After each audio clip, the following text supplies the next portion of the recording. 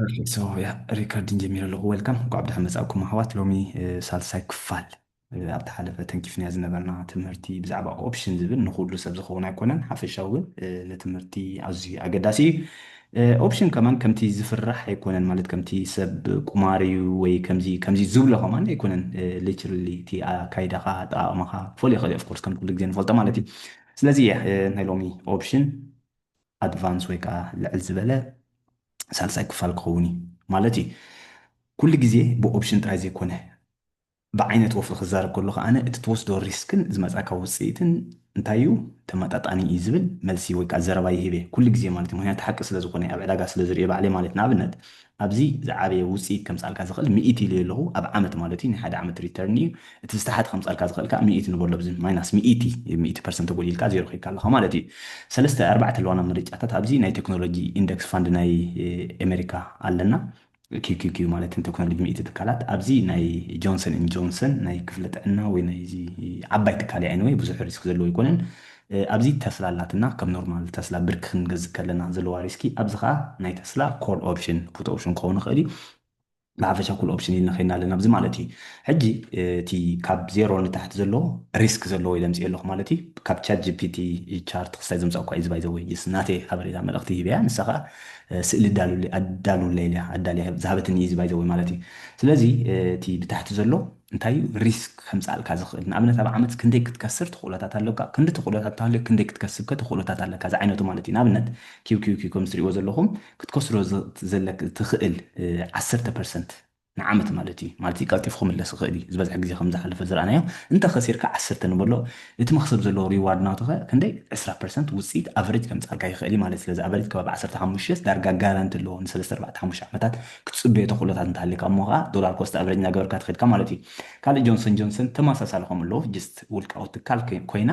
ካብ ተስላ ወይ ካብ በዓል ማይክሮ ስትራቴጂ ዝተሓተ ሪስክን ዝተሓተ ውፅኢት ከም ዘለዋ ንምምፃእ ኢለ እምበር ኦፍኮርስ ከፅንሓ ይኽእል እየ ምክንያት ቀንዲ መወዳደሪ እንታይ እዩ ውልቃዊ ትካል ምስ ውልቃዊ ትካል ምስ ኢንደክስ ፋንድ ኣብ ናይ ኦፕሽን ክኸውን ከሎ ብፍላይ ማለት እዩ ተስላ ዝሓለፈ ዓመታት ክንሪኦ ከለና ከባቢ 50 ክሳብ 60% ውፅኢት ኣምፅያ ነራ ኣብዚ ዓለም ዓመት ኮይራ ኹን ግን ናይ ዝሓለፈ ካብቲ ትጅምር ክሳብ ሕጂ ኣምፅኣቶ ዘላ ውፅኢት ብዓመታዊ ክትመቕሎ ከለካ ንዓመት ብሕሳብ 50% ትውስኽ ከም ዘላ ጌርና ንሕሰቦ ከምኡ ኢኻ ትውፅኢት ባይዘወይ ኣብ ዝሓለፈ 3-4 ዓመታት እያ ብዙሕ ለውጢ ዘምፅኣት እምበር ቅድሚ እስኮም ተምፅእ ነይራ እዮም ስለዚ ኣቨሬጅ ካብ ትመፅእ ካብ 10 ንበልና 11 ከባቢ ብኣቨሬጅ ከባቢ 50% ኣምፅኣ ኣላ ትጎድለሉ ግዜ ክንደይ ክኸውን ይኽእል ወል ከባቢ 30% ዳውን ክህልዋ ክእል እዩ ስለዚ ክትዓቢ ከላ ብስሳ ክትጎድል ከለካ ብ30 ተቁሎታት ኣለዋ ስለዚ እንታይ ዝብለና ዘሎ ዕብይ ዝበለ ሪስክ ንወስድ ኣለና ንምንታይ ዓብይ ዝኾነ ውፅኢት ንኸነምፅእ ተባሂሉ ማለት እዩ ኣብ ናይ ኦፕሽን ከዓ ካብኡ ዝዓበየ ሪስክ ክህልዎ ይኽእል እዩ ትቁፅሪ ባዕልየ ሂበየ ባይዘወይ እቲ ሪስክ ሪዋርድ ዘምፃልካ ኣብ ሓፂር ግዜ 100% ከምፃልካ ይኽእል እዚ ኣብ ኣካይዳኻን ኣብቲ ትወስዶ ዘለካ ኦፕሽን ትመርፆ ዘለካ ትካልን ኣብ ብዙሕ ነገራት ይምርኮስ እዩ ከም ንፈልጦ ማለት እዩ ሓፈሻዊ ግን ኣብ ኦፕሽን ካብቲ ኖርማል ስቶክ ዝዓበየ ሪስክ ንወስድ ኣለና ክምል ንኽእልና ግን ኣርባዕተ ዝተፈላለዩ ኦፕሽን ስለ ዘለውና ነናቶም ክስታይ ክህልዎም እዩ ነናቶም ውፅኢትን ነናቶም ሪስክን ኣሎ ምክንያቱ ሪስክ ዘይብሉ ወላ ኣሎ ማለት እዩ ሪስክ ዘይብሉ ኦፕሽን ክህሉ ክእል እዩ ክንሪኦ ኢና ድሓን ሪስክ ዘይብሉ ክህሉ ከለኹ ክትሪእዎ ኢኹም ሪስክ ዘይብሉ ደሎ እዩ ክትብሉ ትኽእሉ ኢኹም ሓፈሻዊ ግን ኣሎ ኮስት ኦፖርቹኒቲ ዝበሃል ኣሎ ማሲ እዚኣ ተዝረኽባ ነርት ክንዲ ኣብ ክንዲ ዝረክብ ክንዲ ጥራይ ረኺበ ወፂእ እዚ ዓይነቱ ክኸውን ይኽእል እዩ ማለት እዩ ሓፈሻዊ ግን ኣብ ዝሓለፈ ከም መእተዊ ክኾነና ዝተምሃርና ኣርእስቲ ዝክሮ ዶ ትኾኑ ኣሕዋት ብዛዕባ ኦፕሽን እንታይ ተማሂርና ነርና እስከዚ ሕግዘኒ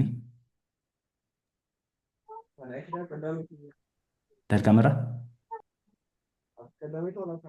هيدفون ويقال لكم تعليق ما وصيكم تزاروا بوليس دمز اختها يكون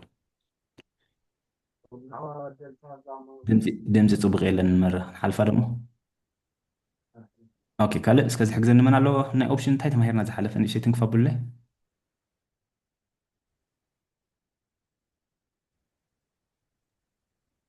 اوبشن تايز قبل الكائن يعني يرنا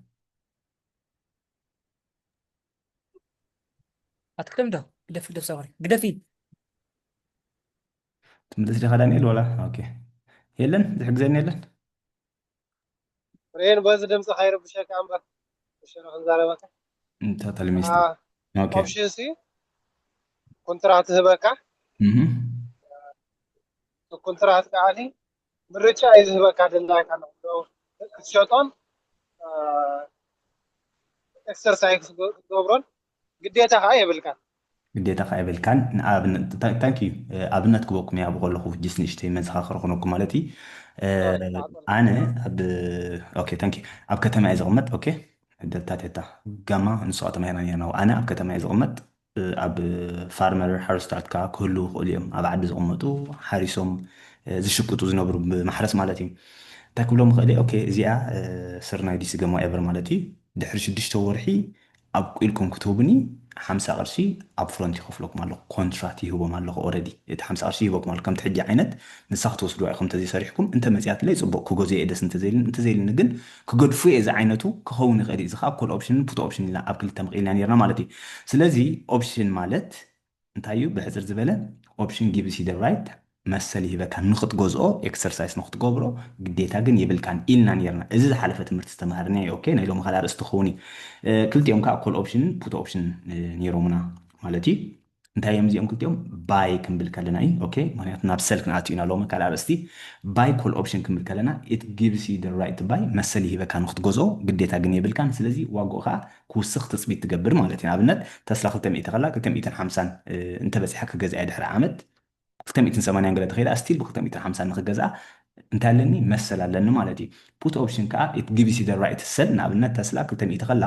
180 ፑት ኦፕሽን እንተገዚአ ናተይ ስትራይክ ኢልና ንፅዋዕ ማለት እዩ 180 እንተኮይኑ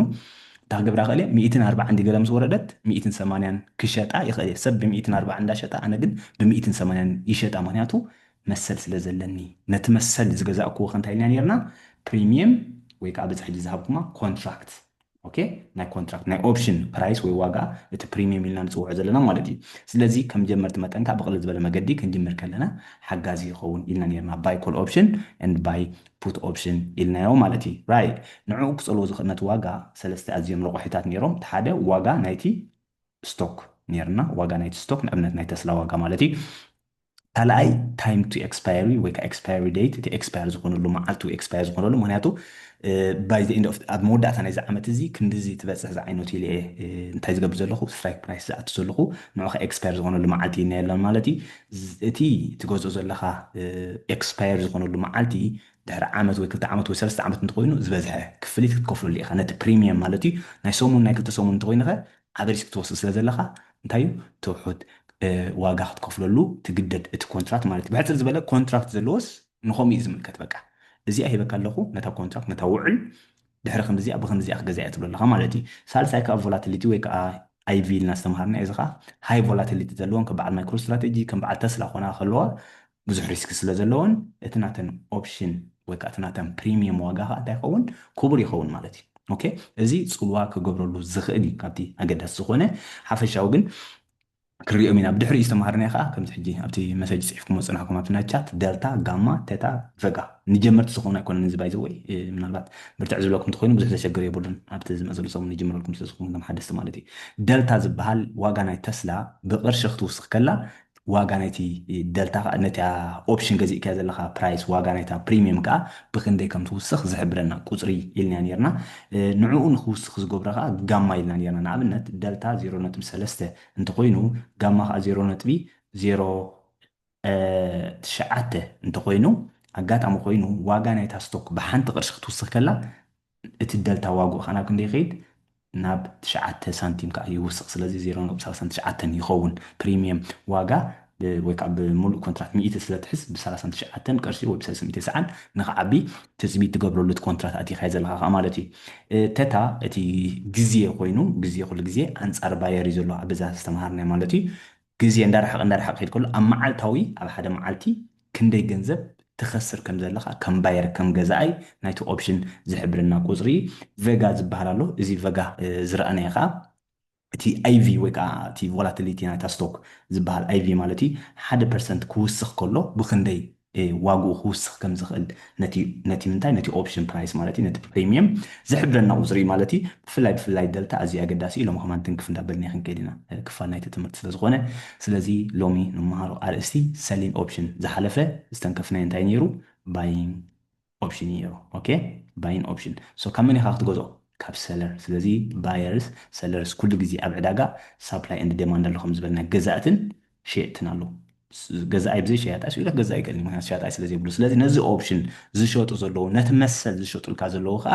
ሰለርስ ወይ ከዓ ሰሊን ኦፕሽንስ ኢልና ንፅውዖ ማለት እዩ ሶ ኣብዚ ሰሊን ኦፕሽንስ እንታይ ሪስክ እዩ ዘለዎ ክንርኢ ኢና ሪስክ የብሉን ኦኬ ሪስክ የብሉን ክብል ከለኹ ግን ከም ኣወሳስዳኻ ክኸውን ይኽእል ግዜ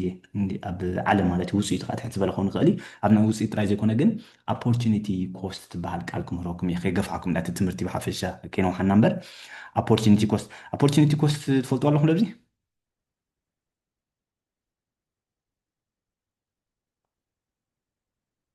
مسك أبغى لغة ديسكات نقبل نكيد حوات من أربعة أبصر حكت له تقول يوم أقدر أسيت كلام كلهم تقول دقيقة مالكم هي opportunity cost ما الله قلت عليه زغل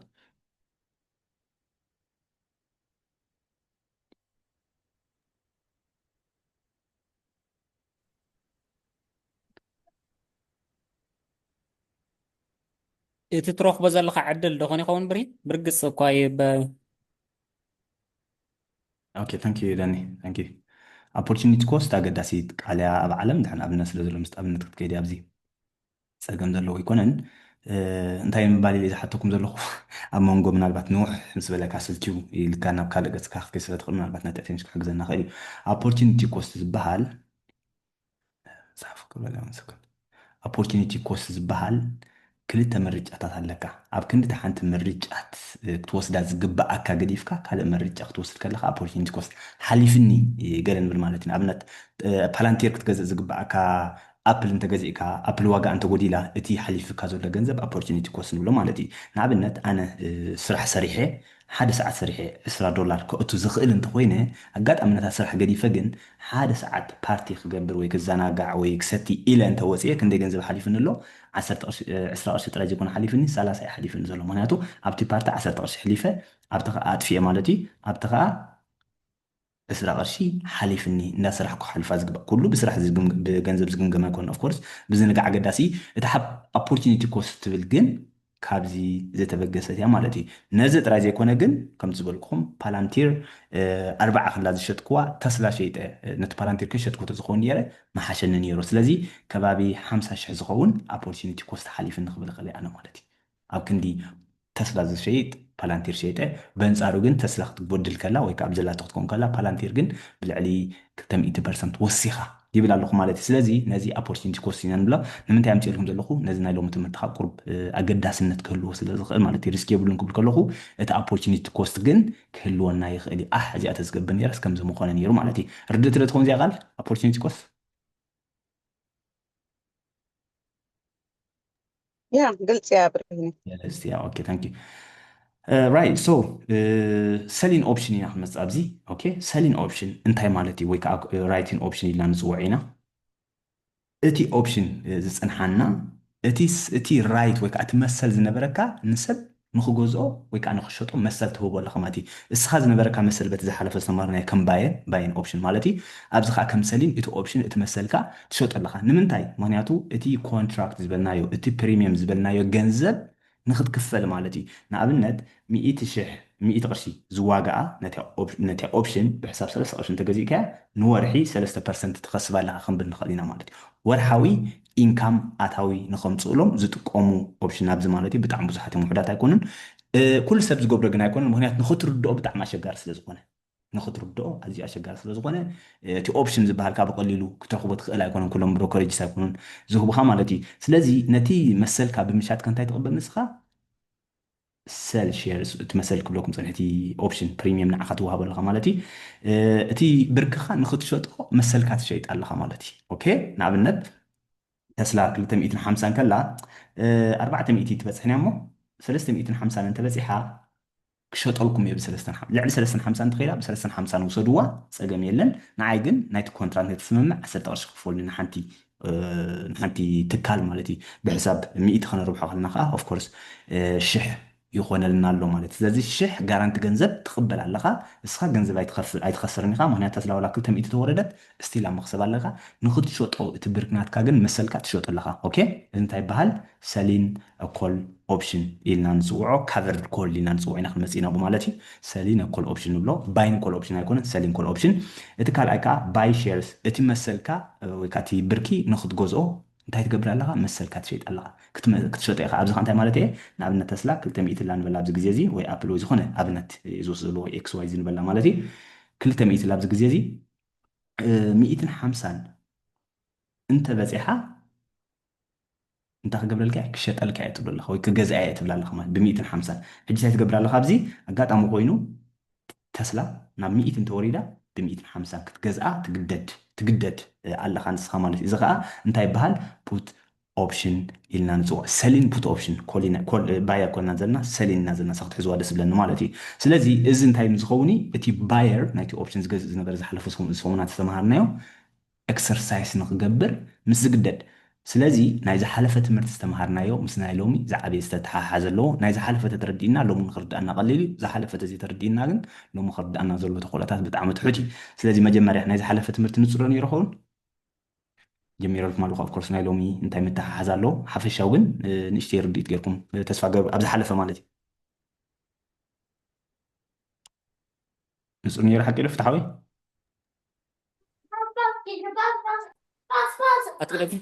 برين نصر نيرو برين اوكي ثانك يو احوا ثانك يو اوكي سلازي اتي سيلين اوبشن زبحال كمزي እዩ ኣብዚ ሓለፈ እንታይ ሪእና ነርና ኣብ ሰሪኹም ማለቲ ባይ ኢልና እንታይ ተማሂርና ባይ ኮል ኦፕሽን ባይ ፑት ኦፕሽን ባይ ኮል ኦፕሽን እንታይ ኢልና ዋጋ ትውስኽ ኢልና ነብል ኣለና እኹል ገንዘብ ስለዘይብልና ማለት እዩ ባይ ፑት ኦፕሽን ከዓ ትጎድል ኢልና ሾርት ንገብረና ነቲ ማርኬት ተስላ 300 ክላስ 300 ትጎድል ኢልና ኣንፃር ናይቲ ዕዳጋ ንኸይድ ኣለና ማለት እዩ ስለዚ እዚአን እቲ ብፍላይ ሪስክ ኣለዎ ኮል ኦፕሽን ግን ብፍላይ ሎንግ ተርም እንተጌርካዮ ወይ ከዓ ሊፕ ኢልና ንፅውዕ ኢና ኣማራፂ ናይ ሎሚ ንምሃራ ዘለና ከንታያ እታ ካልእቲ ምርጫ ዘላትና ክሪኦኩም ኢዳሕና ብቲ ብግብሪ ሰሊን ኮል ኦፕሽን ካቨርድ ኮል ኢልና ንፅውዖ ማለት እዩ ሰሊን ፑት ኦፕሽን ከዓ ካሽ ሰኪርድ ፑት ኢልና ንፅውዖ ወይ ከዓ ሰሊን ኦፕሽን ንብሎ ሰሊን ፑት ኦፕሽን ንብሎ ብሓፂሩ ማለት እዩ ስለዚ ክልተ ዓይነት እዮም ዘለውና ኣብዚ ሓደ ሰል ኮል ኦፕሽን ካቨርድ ኮል ዝብል ሰሚዕኩም ትኾኑ ኢኹም ኣብ ትዊተር ኤክስ ዲ ኣብ ዝኾነ ተሪኢኹም ኣብ ዩቲዩብ ምሳሌ ክፀንሐኩሚ ካቨርድ ኮል ዝበሃል እዚ እቲ ብርክካትካ ንክትሸጦ ትሰማማዕ ኣለኻ መሰል ትሸይጥ ኣለኻ ማለት እዩ መሰል ናይ ዝሸጥካ እንታይ ትዋሃብ እስካ ሓጉዙኒ እንታይ ትዋሃብ ኣለኻ መሰል ናይ ዝሸጥካ ፕሪሚየም ኤግዛክትሊ ፕሪሚየም ትኽፈል ኣለኻ ናይቲ ኮንትራክት ውዕል ተብሎ ኣለኻ ምክንያቱ ነቲ ሪስክ ትወስዶ ኣለኻ ማለት እዩ ስለዚ የኣግሪት ሰለስተ ኳዕተ ፊክስ ፕራይስ ኣብ ፍሉጥ ገንዘብ ትሸጦ ኣለኻ ክመፅ ኢና ሓምስ ኣብነታት ኣብኡ ሞርና ነፅረልኩም ክኸይዲ እታ ካልአይቲ ካሽ ሰኪርድ ፑት ተባሂላ ትፅዋዕ ወይ ከዓ ሰል ፑት ኦፕሽን ትበሃል ከዓ እንታያ የኣግሪት ባይ ስቶክ ኣተ ፊክስ ፕራይስ እዚ ከዓ ንክትገዝኦ ኣብ ፍሉጥ ዋጋ ምስ በፅሐ ንክትገዝኦ ትሰማማዕ ኣለኻ ወይ ካብ ፍሉጥ እንተወሪዱ ንክትገዝኦ ትሰማማዕ ኣለኻ ማለት እዩ ከምቲ ዝበልኩኹም ካብ ገንዘብካ ኣክቹሊ ኣይትኸስርኒ ካብዚ ካብ ምንታይ ካ ትኸስር ብካልእ መገዲ ኣካይዳ ክትከስር ዘሎ ተኽእሎታት ልዑል ይኸውን ማለት እዩ ትፈትዎ ትካላት ኢኻ ትመርፅ ኣብዚ ዘይትፈትዎ ወይ ኣነ ክውንነ እየ ገለ ትብሎ ትካላት እምበር ክትውንኖ ዘይትደሊ ትካል ኣብዚ ኣይግብርን በዘና ኢሎም ንምሃረን ዘለና ብፍላይ ማለት እዩ ስለዚ እዚ ኦፖዚት ኦፍ ባይን ኦፕሽን እዩ ካብቲ ዝሓለፈ ዝተምሃርናይ ኣንፃርናት እዩ ስለዚ እቲ ባየር መሰል ኣለዎ ኢልና ነርና ግዴታ ዘይኮነ ኦብሊጌሽን ዘይኮነ ራይት ኣለዎ መሰል ኣለዎ ሰለር ግን ኦብሊጌሽን ኣለዎ ግዴታ ኣለዎ እንታይ እቲ ባየር እቲ ዝገዝእ ኤክሰርሳይስ ንክገብሮ ወይ ከዓ ንክገዝኦ እንተዘይወሲኑ ይብሉን ማለት እዩ ኦኬ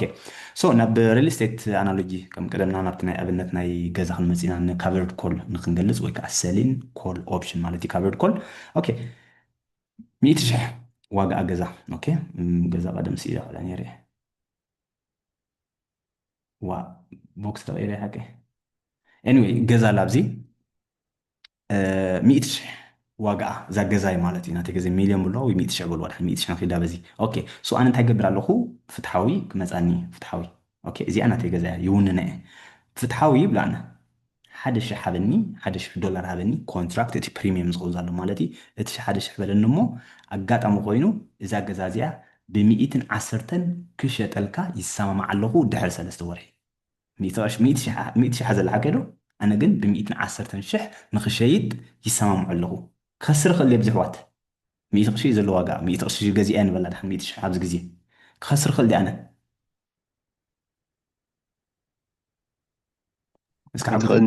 ኣይክእልን እየ ኤክሰለንት ኣብኡ ሕጂ ክትከስር ኣይትኽእልኒ ካብዚ ኦፕሽን ዝበልኩም ዝሓለፈ ማለት ታንኪ እንዳተረዳዳእና ከይድ ኢለ ኦኬ ኣጋጣሚ ኮይኑ ትሕቲ 110 እንተኮይናታ ገዛ ወል 1,000 ናይቲ ፕሪሚየም ናይቲ ኮንትራክት ዝሃብክዎ ተቐቢሎ ብዱባይ እትዮ ኮፍ ክብል እየ ምክንያቱ ብ110 ክገዛ እንዳኽኣለ ከሎ ብካልእ ክገዛ ለ ክኢልኒ ኦኬ እቲ ገዛ ትሕቲ 110 እያ ዘላ ንስኻ ዝተሰማዕካሉ ኤክስፓየርካ 110 እዩ ልዕሊ እዩ ማለት እዩ ኦኬ ሶ ኖ ዋን ባይስ ኢት ዝገዛ የብላን ምክንያቱ ትሕቲ 110 እያ ዘላ ኣጋጣሚ ኮይኑ ልዕሊ 110 ሽሕ እንተኸይዳ ከይ ማለት ናይ ሽሕ ዝሕብር ማለት እዩ ብ110 ንክትሸጣ ተሰማሚዕካ ኣለኻ ዋላ 150 ሽሕ ትኸይድ ኣብ ውሽጢ 3 ወርሒ ንክትሸጣ ተሰማሚዕካ ስለ ዝኾንካ ይውል ሰሊጥ ክትግደድ ኢኻ እቲ ባየር ኤክሰርሳይዝ ክገብሮ እንተወሲኑ ማለት እዩ ኦኬ ግን ስቲል ከሲብካ ኢኻ ንስኻ 100 ሽሕ ኢኻ ከሲብካያ 10 ሽሕ ካብዚኣ ትኸስብ ኣለኻ 10 ሽሕ ስለ ዝበፅሐት ማለት እዩ ኣብ ውሽጢ ወርሒ ብልዕሊኻ 1 ሽሕ ከዓ ይመፀካ ኣሎ ገንዘብ ስለዚ ብ111 ትሸጥ ኣለኻ ወይ ከዓ 11 ሚእታዊት ኣብ ውሽጢ 3 ወርሒ ከሲብካ ኣለኻ ማለት እዩ ኦኬ 11 ሚእታዊት ከሲብካ ኣለኻ ኦኬ ሶ እዚ እንታይ ማለት እዩ እስኻ ተስላ 100 ብርኪ ክትውንን ከለኻ ንዕኡ ካቨርድ ኮል ክትጥቀም ወይ ከዓ ሰሊን ኮል ኦፕሽን ክትገብር ትኽእል ኢኻ ኣብዚ ግን እንታይ ኣሎ ኮስት ኦፖርቹኒቲ ታብቲ ክገልፀልኩም ፀኒሕኩ ኣላ ምክንያቱ 150 ክትሸጥ እንዳኽኣልካ ኣብ ዕዳ ከሎ ብ110 እንተበፂሓ ልዕሊኡ ክሸጥ ኢልካ ስለ ዝተሰማዕካ ብ110 ፕላስ 1 ሽሕ ብ111 ሽሕ ጥራይ ሒዝካ ትተርፍ ኣለኻ ንስኻ 40 ሽሕ እንታይ ሓሊፉካ ኣሎ እንታይ ክምላ ፅሕና ኣሕዋት ኮስት ኦፖርቹኒቲ ዘኪርኩም ኣሎ ስለዚ ኣብዚ ኣይትኸስርን ኢኻ ዘለኻ ግን ሓሊፍካ ኣሎ እቲ ብ150 ብኻ ሸይጥያ ንምንታይ ለተቀዳድምያ ሸይጥያ ዛ ዓይነቱ ጣዕሳ ከምፃልካ ይኽእል እዩ ኢን ሪያሊቲ ገንዘብ ኣይትኸስርን ኢኻ ዝበዝሐ ግዜ ኮል ኣብዚ ዝብለኩም ዘለኹ ናይ እዚኣ ናይ ካቨርድ ኮድ ከዓ ማለት እዩ ወይ ከዓ ሰሊነ ኮል ኦፕሽን ንብላ እንታይ እዩ ክሳራ ዘይኮነ ከይሓልፈኒ ዝብል ክስታይ ኣሎ ወርሓዊ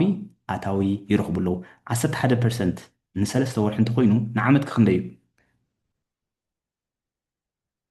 44% ኣብ ስቶክ ማርኬት 44% ከተምፅእ ቀሊል እዩ بتعم بزح مباري ብዙሕ እዩ ሕጂ ታንኪዩ ሕጂ ኩሉ ከምኡ ትረኽበሉ ማለት ኣይኮነን ዝበዝሕ 4% ንወርሒ ገለ ትረኽበሉ 4 ብ12 ተረቢሕኩም ስቲል 50% ገለ መደመፅ ኣሎ ማለት እዩ ሓፈሻዊ ግን እዚ ሜላ ዝጥቀሙ ኣለዉ ኦኬ ኩሉ ሜላታት ንመሃሮ ንጥቀሙ ኣለና ማለት ኣይኮን እቲ ትምህርቲ ከመይ ከም ዝሰርሕ ምርዳእ ግን ኣዝዩ ኣገዳሲ ኣይ ቲንክ እዚኣ ፅቡቅ ጌረ ስለ ዝገለፅኳ ብዙሕ ተሸገረኩም ኮይኑ ይስማዓንኒ ሓቂ ዶ እዚኣ ናይ ገዛ ኣናሎጂ ልክዕ ነታ ገዛ ናብ ስቶክ ጌርኩም ቀይርዋ ሓንቲ ስቶክ ትውን ናይ ትኽእልኒ ኢኻ 100 ብርኪ ዝፍቀደካን ሓንቲ ኮንትራት ስጉም ተኣትዎ ርደት እያ እዚኣ يا رديت يا اوكي ስለዚ እዚ ካቨርድ ኮል ወይ ከዓ ሰሊነ ኮል ኦፕሽን ንብሎ እቲ ቃላት ኳ ምሓዝካ ኣብኩም ክኽእል ድሓን ክፅሕፉ ኢኹም ብሓንቲ መዓልቲ ዝተሓስስ ኣስማት ኣይኮነን እታ ካልአይታ ኸ ካሽ ሰኪር ፑት ንብሎ ካሽ ሰኪር ማለት ካሽ ትሕጃ ኣለካ ማለት እዩ ብሕፅር ዝበለ ማለት እዩ ትሕጃ ክብል ከለኹ ግን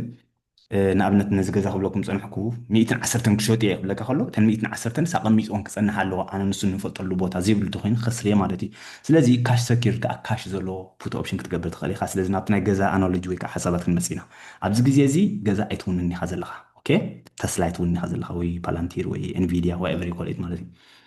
ኣጋጣሚ ኮይኑ ግን እታ ገዛ እንተጎዲላ ትልካ ምገዛእ ከኒሕካ ኦኬ ናብኣ ክንመፅ ኢና ድሓን ከረዳእኩም እዩ ሶ እንታይ ክብል ማለት ኣነ ስቲል ምስ ፍትሓዊ የፀኒሐ ናብ ፍትሓዊ ክምለስ ሽሕ ክፈለኒ ሞ ሓደ ሽሕ ገዛኻ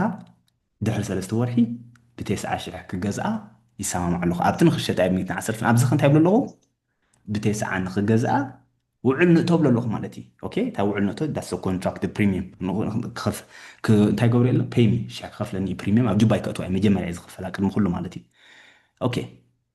ኣጋጣሚ ኮይኑ ልዕሊ 9 ኮፍ እንተኢላ ተዋጋ ታክገብር እየ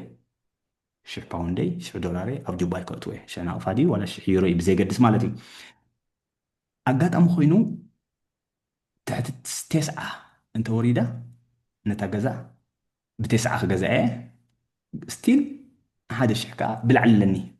كأت خلوا خطاب كونتراكت إذا أسي خف لا يزال من إذا خف لنا زلوا تباير زحلة في استمهارنا مالتي سلازي إذا خا كاش سكيورد كاش أوريدي كهلوا كلو نعم جزء تاتيس عشح وعل كهلونا له إذا بعين جزء نوصل لنا بعين ستوكا أبتن جزء له بروكر كهلونا كخلالو تيس عز أكل جنزب مالتي سو نمن تايم بار investors وفرتي سل options جبرو بفلا بزح جنزب زلهم بزح يتقوموا لهم زميلاتات هذا passive income نخمسو برهن نشي لغانا حتى اوكي حنت مملسة ندعت أزياء مهم. حجب زياء فتحي ندخل جاز اللي حكي هو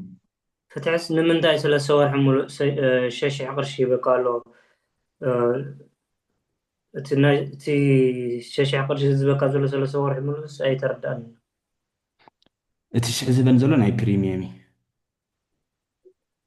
ناي بريميوم تا كونتراكت نأتوا زلنا مالتي كونتراكت أدخل أخ كل جزية كفال له أبز حلف أنت هنا نيرنا أوكي أبز حلف أنت تما هنا أبز حلف جزاتي حكيله باي انتاي باي بوت اوبشن باي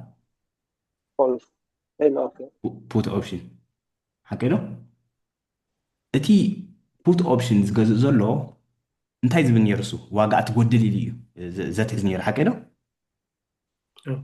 إذا جن معرفهمو أي تقدلني عليه تحزالهم أنتو قد إلى جن بخم مسرت جنزب بتاز قد لا تمارتي بزي حاجات عمزني عسر تشحدي قال أنتو قديلو لك بقى أنا خجز أس كونتراكتي أتلو مالتي كم كلا خلي تقوموا للماتي بخلا زراربا مهنياتكم تزبلناو باير سالو بتي بتزحلف سومن استمهرنا لك عن صارو مخن لوزي مكا سلر سيشط له نتي برك مالتي أوكي لذي حدا شحب النمو أقاط أم خمزي لا أنت وريدا كنز جنزب كهبك يبلو له أنا خمالتي نسامع عنا زين حج كونتراتنا نعزلنا لك حمتنا كنزيا أوكي سلازم من تحت قبري خمالتي نتبع أنت سلا خنريات نخون يرنا سلست مئتي كتجز عيد لخن كبيراتك أوكي أقاط أم خوينو أقاط أم خوينو بكلتم مئتي كتجز عيد لخن لها نتسلا مالتي نخط بس جنزب تخفل على خناب كلتم مئتي نخط ورد لك أنت وريدا بكلتم مئتي شعوك تجز عيد خلي خمالتي أقاط أم خوينو جن لعلي واقع ولا خط ورد خلي حكينا نابنا تابز جزيز بعين جزات الرئي ميرنا ولا ناب 50 انت وريدا انا بخندك جزاخ قددي بتسعة قددي مغنياتو اي اتي ناتي مسلي شيء تقول بس لزول هون مالتي كم باير نتجزاي حيز كاني اوكي يا بس لذي ولا تورد ناتك حجي ريسك تاي زون زلو تاكوس opportunity تخون الله بتسعة تجزا عندك الكا بخندك تجزا تقدد كابو مس وردت ولا 5 سوري ولا 50 كتجزا عندك الكا بتسعة شيخ جزء تقدر الله خمسة خليك أنا بتاكوست opportunity حالف إنه لا تبلا خماتي أي كسر كان تفوتوات كالي خاطر تبي خذ لها بحسر ترخب هذا لها كابت حج زلاته عملت بعين تزلها بسلسة ميت جزء بخت ميت نخد جزء نخد صبة تخفل على جنزة مالتي أنت زي وريدا جن حلفات كلا يا قريتها إذا كابست حاجة تعيش كذا لها خمسة تعشمو أي وصلني ولا تقدر أنا حكى شيء حكى شيء درا والحد اللي يقول لك أخوي كمل أيوتي ماركت دنقاس أصلاً أوبشن تقولر لها زخسرن خسب نتر أهليش زخسر كأهل له بنزارو قال أي مس تريدينج زونه متحازر له دي تي ناي سيل باي جل تي تعش متى قرب مس متحازر له مس مستريد اوبشن يس اوبشن ዝበዝሑ ትሬደርስ ዝጥቀሙሉ እዮም ከም ዝብለካ ፀንሑ ንወርሒ ከም ፓሲቭ ኢንካም ዝጥቀሙሉ ሜላ እዩ ናይ ኦፕሽን ትሬዲንግ ብሓፈሻ ስሙ እኮ ኦፕሽን ትሬዲንግ እዩ ዝበሃል ከምኡ ስለ ዝተባሃለ ግን ልክዕ ናይ ኦፕሽን ጥራይ ማለት ኣይኮነን ኮንትራት ዘለዎ ትኮይኑ እኮ ሪስክ ትወስድ ኣለካ ማለት እዩ ዓዊታ ኮንትራት ማለት ንዝኾነ ነገር ስምምዕ ትኣትለካ ማለት እዩ ሕጂ ከም ዝተፀበ ሕጂ ናይ ትሬዲንግ ተሪባ ሴል ዲኻ ባይ ክትብል ከለካ እቲ ትሬዲንግ ዝገበርካዮ ፕራይስ እንተ ደኣ ደይ ሃሪሙ መፂኡ ከውፀካ ክእል እቲ ማርኬት ተረዲኻን ከምቲ ሪስክ ዝገበርካዮ መጠን ከዓ ከሲርካ ትወፅእ ማለት እዩ በአንፃሩ ከዓ ከምኡ ኢሉ ከዓ ድኸስብ ኣሎ ስለዚ እቲ ማርኬት በቲ ዝኸስር ኣሎ እቲ ዝኸስር ክኸስር ከሎ እቲ ዝኸስብ ከዓ ካብቲ ዝኸስር እዩ እቲ ካብን ናብን ዝንቀሳቐስ ትገንዘብ ሓቀ ሕጂ እዚ ናይ ኦፕሽን ትብሎ ዘለካ እቲ ፕሬዲክት ዝገበርካዮ ፕራይስ እንተ ከምቲ ዘበልካዮ ደይ መፅኡ እንተ ካብቲ 1000 ትብለን ፀናሕካ ከም ኣብነት ኣልዒልካ ዲኻ ዝንከያኻ كندتي دبل كاي اوكي حجي تي اوبشنز بال كونترات لك حكيلو عاويتا زحل فكل تكفلات ريخاني حكيلو سكندر ابس لدينا وركن يشتي قديم خجل نسان تزيد رديناكم كرداكم يكلاني لا خجل صنيحي ምናልባት ናይ أبشر خبر كاري حنقص ቀዳማይ ካልኣይ ንርአየን እዋ ቁሩብ ክሳይ ከሸግርና ኢና ብድሕሪ ተመሊስና ክንብሎ ማለት እዩ ግን ብሓፈሻ ጀስት ከምቲ ዝበልካዮ ኩሉ ግዜ ገዛእትን ሸየጥትን ኣለዎ ብዚ ስለዚ ነዚ ሕጂ ንመሃሮ ዘለና ዝሓለፉ ዝገዝኡ ነይሮም እዮም ነቲ ኮንትራክት ካብ መን እዮም ዝገዝኡ ዘለዉ ካብዚ ሎሚ ንዛረበሉ ዘለና ማለት እዩ ኦኬ ታንኪ ሶ ድሓንቲ ቀዳማይ ካልኣይ ርአየ ሳልሳይ ምናልባት ዘይነፀረልካ ትኮይኑ ኣብ ዝመፅ ዘሎ መደብ ክመልሰልካ ክእል ፀገም የለን ብፍላይ ወፍሪ ዘየመርካ ትኮይኑ ምናልባት ኣገዳሲ ዘይክኸውን ይኽእል እዩ ዝንዓኻ ማለት እዩ ምክንያቱ ኣድቫንሲ ከም ዝልዕል ዝበለ ዓይነት ትምህርቲ ኢና ንብል ዘለና ሎሚ ኣቐዲም مش ستوك ماركت تحازي متحازي يقولون ኣይ ቲንክ ድሓን ቀሲልካ ተምሃር ዓበይታ ከም ዝበልካ ዝተሓሕዝ ኣለዎ ግን ካብ ዜሮ وفرت زي جميل كاسل الوالد كان أو سلدنا غلط هو ዝተሓሕዝ ኣለዎ ግን ክርዳእካ ኣለዎ ጠቕላላ ተቐዳማይን ካልኣይን ካብቲ ቤዚክ እቲ ኦፕሽን እንታይ እዩ ዝብል መግለፂ ስለ ዝጀመርና ብድሕሪኡ ኮል ኦፕሽን ኮል ፑት ኦፕሽን ገለ እንዳበልና ስለ ዝኸድና ቁርብ ኣሸግር ከብለና ዋላ እንድሕሪ ተመሊስና ክነብሎም نتي زوفرك حجنا عملت أوفير كاتر أحد أخسي نعوذ خان صلوا على الودي ንምባል እምበር ፅልዋ ኣለዎ ኩሉ ግዜ ክህልዎ ይወድሓና መወዳእታ ዳ ክንገብራ ሞ ምናልባት ኣብዚ ክስታት እዚ ኮይና ታንኪ እሺ ብሪነ የቕረአታሽ ረግመለን ስለዚ ንምንታይ ኢሎም እዮም ቶም ኢንቨስተርስ ወይ ኣዋፈልቲ እዚ ናይ ሎሚ ንምሃሮ ዘለና ኦፕሽን ሰል ዝገብሩ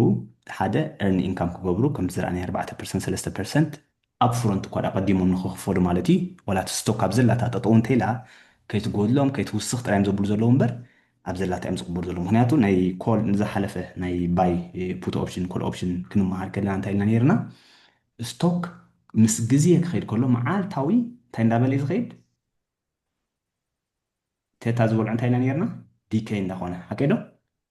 ካብ መዓልቲ ናብ መዓልቲ እንዳጎደለ ይኸይድ ኦፕሽን ናብ መን እዩ ዝኸስበሉ ዘሎ እዚኦም ናይ ሎሚ ሰለርስ እዞም ዝሸጡ ዘለዉ ከምኡ ክኸውን ይደልይዎ እታ ስቶክ ኣብታ ዘላታ ጠጠው ክትብል ደስ ይብሎም እዚኦም ብዙሕ ላዕልን ታሕቲ ከይከይድ ማለት እዩ ስለዚ ወርሓዊ ኣታዊ ይረኽቡ ከምቲ ክገልፆ ዝፀናሕኳ ኣነ ሕጂ ከዓ ንክትፅበ ንኣብነት ናይ ተስላ ወይ ናይ ገዛ 100,000 ከላ ሕጂ ብ9,000 ንክገዝኣ ኮንትራት ዝኣትዎ ዝነበርኩ እንዳተፀበኻስ ስቲል ገንዘብ ክትክፈል ትኽእል ኢኻ ማለት እዩ ከም ዝበልኮ ግን እንተኸይዳ ከይዳ እያ 300 ዝበልኮ 400 500 600 እንተኸይዳ እቲ ኮስት ኦፖርቹኒቲ ይሓልፈን ኣሎ ወይ ከዓ ተመሊሳ ንድሕሪት ናብ 50 ወይ 40 ወይ 30 ገለ ተወሪዳ ከዓ ስቲል ብሕሱር ክገዝኣ እንዳኽኣልኩ ብክቡር ይገዝኣ ኣለኹ ክብል ይኽእል ማለት እዩ ስለዚ እቲ ኣብ ድሓን ዝኾነ ፕራይስ ንኽኣቱኻ ምርጫ ክበኒ ይኽእል እዩ ሳልሳይ ቦስት ሪተርንስ ካቨርድ ኮል እቲ ቀዳማይ ዝተምሃርናይ ማለት እዩ ወኒንካዮ ዘለካ ብርኪ ካብኡስ ገንዘብ ትረኽበሉ ኣለካ ግን ክትሸጦ ትኽእል ኢኻ ክትግደድ ትኽእል ኢኻ ንክትሸጦ ምክንያቱ መሰልካ ሸይጥክያ ስለ ዘለካ ኣጋጣሚ ኮይና ኣብታ ፕራይስ እንተበፂሓ ማለት እዩ ንክትዕወት ከዓ ዝበለፀ ኣለዎ ካብቲ ዝሓለፈ ዝተምሃርና እዚ ኣለዎ ምክንያቱ ዝሓለፈ ግዜ ኣንፃርካ ኢልና ነርና ናይ ሎሚ ግን ግዜ ኤክስፓየር ክኾነልካ ኢኻ ትደሊ ማለት እዩ ስለዚ እትዮም ዝሓለፈ ዝገዝኡ ዝነበሩ እዚኦም እዮም ዝሸጥሎም ነይሮም ነንባዕሎም እዮም ዝጋዝኡን ዝሻየጡን ማለት እዩ ትቀንዲ ምክንያታት ንሱ እዩ ናብ ስቶክ ንመለስ ኢና ድሓን ሞርካ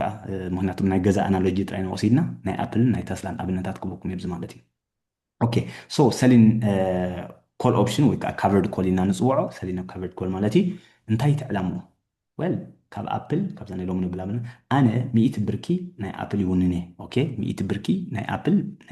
100 ብርኪ ይውንን እየ ከም ሓንቲ ኮንትራት ኢልና ንሓስባ ማለት እዩ ስለዚ ኣብ ዘለኩም ብ170 ከዓ ኣቨሬጅ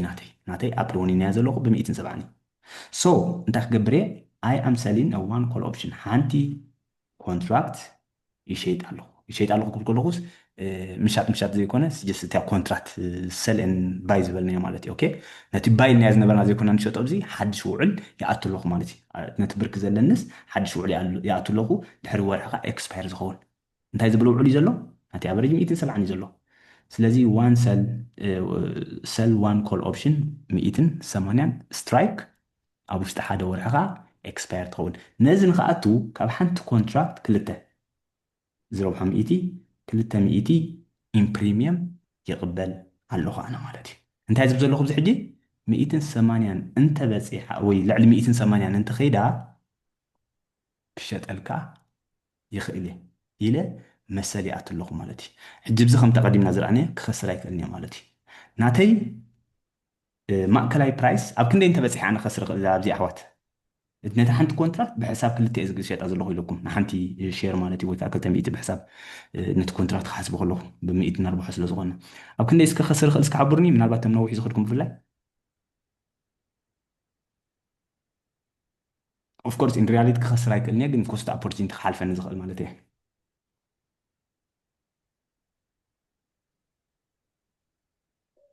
برين سعودها حطت كم زمان أنا ب170 افريج جزء له 100 بركي علواني ب180 سترايك ويكا تارجت وإعلامات زلوها دحر ورحي اكسباير زخون سل اوبشن قبر له اوكي سل كابرد كول مالتي نحنت كونتراكت كل تقرشي واقع إذا كنت تقرش حجي نماني زوهابو نعايز وهابني كم سلر حكيلو نتسلر يقول لك زي زوهابو كندي انت بزيح أنا أبقى نزبي وصق وي كندي تبزيح خسر خل لغل تميتي تخيدا كاب تميتنس مانيان زراتس انت وسيخ حاول لعل تخينا ماتي حليفك الله 180 كنت انت خوينا خسر كسرن عبد نزب كتون أب ገንዘብ ይኸውን ታንኪ ሶ ማች ምክንያቱ እቲ ናተይ ታርጌት ዳ 180 ይኹን እምበር ክልተ ቅርሺ ግን ብላዕሊ ዘይምለስ ተኸፊለ ኣለኹ ናቲ ፕሪሚየም ኦኬ ሕጂ ወላ 180 ክልተን እንተሸይጠዮ ክንደይ ከስብ ኣለኹ ማለት እዩ ወል 170 ገዚአ ስለዚ ካብ ነፍሲ ወከፍ ብ12 ወይ ከዓ ብ100 ከተርብዎ ኢኹም 1200 ገንዘብ ይኸስብ ኣለኹ ክብል እየ ማለት እዩ ንፅብቲ እያ ዘላ نصرته ያ ነዚ ሕጂ እንታይ ዝገብር ዘለኹ ዘለኒ ብርኪ ንክሸጦ መሰል ይህቦ ኣለኹ ኣጋጣሚ ኮይኑ ከምቲ 200 ዝበልካኒ ማለት 200 እንተበፂሓ ንነፍሲ ወከፍ ብርኪ ግን እቲ ንዓይ ዝገዝኣለይ ኦፕሽን ባየር ናይዛ ኦፕሽን ኮንትራክት ናይዛ ዝገዝኣ ማለት ናይዛ ኮል ኦፕሽን እንታይ ክገብር እዩ ብ180 ክገዝኣ እየ ክብለኒ ንኽእል እዩ ሂውል ኤክሰርሳይዝ ሂዝ ራይት ናቱ መሰሉ ኤክሰርሳይዝ ክገብሮ እዩ ስለዚ ብ180 እንታይ ክገብረሉ ኣነ ክሸጦ ክግደድ እየ ንፅርት ኢላ ዘላ እዚኣ ግን ብ180 ክሸጦ እየ ብ200 ኣብ ክንዲ ዝሸጦ 200 በፂሓ ክንሳ ብ180 ይሸጦ ኣለኹ ስለዚ 200 ዝጎደሎ 180 ክልተን ናይ 18 እንታይ ሓልፈኒ ኣሎ ኮስት ኦፖርቹኒቲ ዝበልኩም ኣብ ቅድሚት ማለት ኣድኑ ብትግርኛ ዘለዎ ይመስለኒ ኮስት ኦፖርቹኒቲ ብሓፈሻ ግን ንስሎ ኦኬ ኣትሊስት ቃል ሒዝኩማ ስለ ዝፀናሕኩም እዚ እንታይ ንብሎ ካቨርድ ኮል ንብሎ እቲ ኣሰራርሑ ከመይ ከም ዝኾነ ክትርድዎ ደስ ይብለኒ ማለት ስለዚ ክልተ ኦፖርቹኒቲ ኣሎ ብዝሓን ዝፀሓፍኩልኩም ሓደ ታሕቲ 180 እንተበፂሓ እንተዘይደይባ 180 ከባቢ ገለ ማለት እየ ስቲል ገንዘበይ ኣብ ዱባይ እትየ ኣለኹ 200 ፕሪሚየም ኣብ ዱባይ እትየ ኣለኹ ወርሓዊ 200 ነዚ ክትመቕልዎ ትኽእሉ ኢኹም ክንደይ ኣቨሬጅ ከም ዝመፅእ ከባቢ 1% ዲገለ ውፅኢት የምፅእ ኣለኹ ማለት እዩ ኣጋጣሚ ኮይኑ ናብ 190 እንተኸይዳ ወል ብ180 ክሸጦ ክግደድ እየ ብ190 ዘይኮነ ብ180 ምክንያቱ ናተይ ታርጌት ዝነበረ ቲ ስትራይክ ፕራይስ ማለት እዩ 180 ክሸጠልካ እየ ዝብል መሰል ሸይጠሉ ነይረት ኮንትራክት ዝሃበኒ ማለት እዩ ስለዚ 200 ስቲል ክሕዙ እየ መጀመርያ ዝኽፈሎ ፀገም የለን ስትيل ግን ከሲብ እየ ዘለኹ ምክንያቱ 170 ሸይጥ እየ 180 ክልተን ከዓ የእትለኹ ናብ ዱባይ ማለት ብሕሳብ ሓንቲ ፕራይስ ስለዚ ፕሪሚየም ፕላስ ኤኒ ጌን ኣብቲ ስትራይክ ናብቲ ስትራይክ ዘለዎ ፕራይስን እቲ ፕሪሚየም ተደሚሩ እንታይ መፃለይ ፕሮፊት ናተይ እዩ ማለት እዩ ስለዚ 170 ካብ 180 ተጉዲልኩም 10 ክመፅእ እዩ እታ ክልተ ናይ ፕሪሚየም 10 ቅርሺ ይኸስብ ኣለኹ ካብ ሓንቲ ብርኪ ሽሕ ብርኪ ተዝኾን ነይሩ ወይ ከዓ 10 ኮንትራት ተዝኾን ነይሩ 12 ሽሕ ምኸሰብኩም ማለት እዩ ኤግዛክት ልብዑ ክራባሕ ብዘይገድስ እቲ ሪስክ ግን እንታይ ዘለዎ ብዚ ወል تي كتميت زخدته حليف نلو حكيدو ولا أيورد أمبر شح ولا بس يحن بشح كشات أنا خالكوس ب180 تلاين خشتا مسل هي بيس أنيحة ردت رياض ولا يجين يا سلازي تي كوست opportunity زخون زلو ريسك بر in reality أبت جنزل يتخسرني هذا الخمالتي thank you so much أوكي أبتاك على إتخاص cash secured بوتينالي نانيرنا سلين put option نبلا مالتي sell put option نبلا هنا وكاسل cash secured put مالتي علامة نايزي ناتو علامة انتاي زخون زلو نتسلا بحسر كجز عدد اللخ عبز جزيزي 170 يازلا أنا جن كبيرات أنا 170 عسكري شيء كسب بيع جن تسلا لعل خد كير كايس بيع يفوت ويا مالتي 170 جن over priced قبله over valued over price whatever مالتي سو انتاك جبري cash secured put 150 strike نخ جزء مسألة شيء تعلق 150 كجزاء أنت اللي نتسب زجزاء اللي زلتها كونتراكت ب150 كشوط اللي كجزاء مالتي كابو كجزاء مالتي ده حدا ورحي إكسبير زخون أوكي سو إذا نخبر نحنتي كونتراكت $3 يخف على اللغة حنت أوبشن كنا يتحزين يعني رنهوت حنت كونتراكت نعم أوبشن 200 سلازي 300 ኣብ ዱባይ የእትልኹ $300 ብዙሕ ሪስክ ከይወሰድኩ ሪስክ ዝበልና ዝኽን ንገልፆ ፀናሕና ማለት እዩ ስለዚ ጦታ ጠቕላላ 300 ሶ እንታይ ክገብር ኣለኒ ግን ኣብዚ ካሽ ሰኪርድ ስለዚ እቲ ካሽ ግን ክቐምጥ ኣለኒ 150 እንተኮይኑ ብ100 እየን ተብርካ ሓንቲ ትሕዝ ስለዚ ጠቕላላ ክንደይ ክመፅእ ማለት 15000 ኦኬ 15000 ዶላር ኣብ ዘለኩም እንታይ ክገብር ኣለኒ ኣብቲ ብሮከር ይክህሉ ኣለዎ እንተዘይኮይኑ ግን ኣይግዝኡንን እዮም ማለት እዩ ንምንታይ ግን 170 ከቢራት ምስለ ዘላ ምናልባት ክትምለስ እያ እሞ ብሕሳር ናታ ክሸጣ እየ ኣብዚ ፀገም ግን እንታይ ኣሎ ኣሕዋት እስኪ ሓጉዝ ንብኣ ከለኹም ኣብ ክንደይ ይኸስር ኣነ ክንደይ እንተበፂሓ ተስላ እዩ ዝጠዓስ ይኸስር ከማን ኣይኮንኩን ክንደይ ከጣዕሰኒ ምኽኣለ ተስላ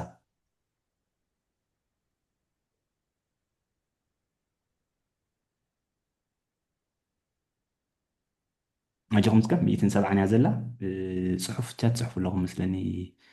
قال لكم أندر 150 150 تانكي 150 زي كنا جن 147 أوكي عينو ترديكم تي ناتكاس لايك جن سلست قرشي بريميوم تخفل كم زلا خا ترسعوا سلست خابل عليه خا تخفل زلا خا سلازي ولا ب 150 انت جزي كا ستيل سلست قرش خاسيب كالخا مالتي حانت بركي مو خا بحس رخيب كالخا سلازي كل جزيه እቲ ፕሪሚየም ንኽፈሉ ዘለና ከም ሸየጥኻ ኣብ ግምት ከነእትዎ ኣለና ስለዚ ብጣዕሚ ቀሊል እዩ ዝሓለፈ ዝተምሃርናይ ንዚ እንታይ ዝሓለፈ ግዜ ምስኦም ኣይኮነን እቲ ፕሪሚየም ዝኸፍሉ እዮም እቲ ኮንትራክት እዚኦም ከዓ እቲ ፕሪሚየም ዝቕበሉ እዮም እቲኦም መሰል ዝነበሮሚ ንክገዝእዎ ኤክሰርሳይዝ ንክገብሮ ግዴታ ግን ኣይነበሮምን እዚኦም ግን እቲኦም መሰል ስለ ዘለዎም ንሶም ክገዝእዎ ኤክሰርሳይዝ ክገብሮም ዝደልዩ እዞም ናይ ሎሚ ሰለርስካ ንክሸጥዎ ወይ ንክገዝእዎ ክግደዱ እዮም ማለት እዩ ኦኬ ስለዚ قليلي اوكي سيل اوبشن كتقبل كلها ريسك نات انتايو كابرد كول تمهرنا لنا تا كاليت خا كاش سكيورد كول تمهرنا لنا مالتي ريسك ناتو تحوتي مستنا اذا حلف استمهرنا اذا عبي ريسك يكون زلو اذا ريسك نايز ግን كيحلفني يزبل ناي تعسى عينت كستاي كلي مالتي جين ولا لعل تخيدا እቲ ብዙሕ ገንዘብ ክትከስቦ ዝግባእ ካይ ሓልፈካ ኣሎ ንስኣታ ፀገም ማለት እዩ ምርት ኮስሎ ነገር ይብልና ኣብዚ ካሽ ሰኪርድ ከዓ ማእከላይ ዝኾነ ማለት ካብ መጠን ንላዕሊ ክትወርድ ትኽእል ኢኻ ንኣብነት ተስላ ከም ዝበልና ናብ ብ50 እንተወሪዳ ብ50 ክገዝኦ ዝግባኣኒ ብክንደይ ክገዝኦ ክግደድ እየ ክንደይ ፀኒሓ ب150 ክገዝኦ ይግደድ ኣለኹ ስለዚ 100 ዝረብሖ 100 ኦልሬዲ ዝኩሉ ገንዘብ እንታይ ገብሮ ኣለኹ ይሓልፈኒ ኣለኹ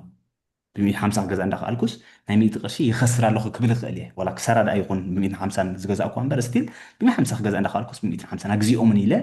እቲ ናይ ጣዕሳ ዓይነት ክስታይ ይመፅእ ኣሎ ማለት እዩ what about sell calls and puts ናይ ክልቲኦም ከ ሕጂ ናይ ክልቲኦም ክንወዳደር ክንፍትን ኢና ኦኬ selling call option and selling put option when መዓስ ኢኻ ክትጥቀመሉ ዝግባእካ ሓደ ኣታዊ ወርሓዊ ምስ ድልየካ ካብቲ ንስኻ ትውንኖ ዘለካ ብርኪ ተወሳኺ ገንዘብ ከተምፅእ ምስ ትደሊ ኦኬ እሞ ከዓ ክትሸጥ ኣይደለኻን ዘለካ ወርሓዊ 2% 3% ከተምፅኣሉ ትኽእል ኢኻ ማለት እዩ መዓስ ኢኻ ትሸይጥ ካበርድ ኮል ትሸይጥ ወርሓዊ ገንዘብ ከምፅኣልካ ምስ ትደሊ እቲ ወኒንካዮ ዘለካ እቲ ክትውንኖ ዝደለካ ብርኪ ብሕሱር ክትገዝኦ ምስ ትደለኸ ብሕሱር ንክትገዝኦ ግዴታ ወይ ገለ መሳሊ ክወሃበካ እንተደለካ እንታይ ትገብር ካሽ ሰኪርድ ፑት ሰል ትገብር ባይኻ ትብሎ ወላ ነቲ ሰል ካበርድ ካሽ ዝብ ዘሎ ብከምኡ ዘደናግረኩም ብሓፈሻ ግን ንመፀውዒኡ ካሽ ሰኪርድ ፑት ኢልና ንፅውዕ ሰሊን ካሽ ሰኪርድ ፑት ኢልና ስለምንታይ ኢኻ ትገብሮ ወል እቲ ቀዳማይ ካበርድ ኮል ማለት እዩ ፕሪሚየም ንክትቅበል ስለዚ ናትካ ኣቨሬጅ ከውርደልካ ምስ ትደሊ ማለት እዩ ምክንያቱ ብነፃ ገንዘብ ዋላ ብ150 ኣቨሬጅ ገዚእካ ከለካ ናይ ተስላ ወርሓዊ ካብ ሓንቲ ብርኪ 3 ቅርሺ ዝመፃካ እንተልስ ካብ 147 ከም ዝገዛእካ ዛ ዓይነት ዝሕሰበልካ ስለዚ ኣቨሬጅ ናትካስ ይወርድ ኣሎ ብካልእ ኣዘራርባ ማለት እዩ እንታ ካልእቲ ከዓ ነቲ ዝፈተኻዮ ብርኪ ብሕሱር ንክትገዝኦ ዕድል ይወሃበካ ኣሎ እሞ ከዓ ዕድል ጥራይ ዘይኮነ ብላዕልካ ገንዘብ ትኽፈል ኣለካ ማለት እዩ ስለዚ እቲ ሪስክ ወሲድካዮ ዘለካ ግን እንታይ እዩ ካብ መጠን ንላዕሊ ምስ ትወርድ ፀገም ይመፅእ ኣሎ ኣብዚ ማለት እዩ ስለዚ ኦፕሽን ሰል ክንገብር ከለና እዚ ሎሚ ዝተምሃርናይ ሓደ እዩ ማለት እዩ እቶም ትርድኦም ትካላት ጥራይካ ሰል ክትገብር ዘለካ እቲ ዝደለካዮ ክትገዝኦ ክትውንኖ ትደሊ ን10 ዓመት 5 ዓመት ወይ ከዓ ትወኒንካዮ ዘለካ ስትል ክሸጡ ክትግደድ ኢካ ኣት ሳም ፖይንት ኤኒዌይ ክትግደድ ስለ ትኽእል ብሓፈሻ ግን ዝሓስካዮ ብርኪ ወይ ከዓ ክትገዝኦ ትደሊ ዘለካ ብርኪ ጥራይካ ትጥቀመሉ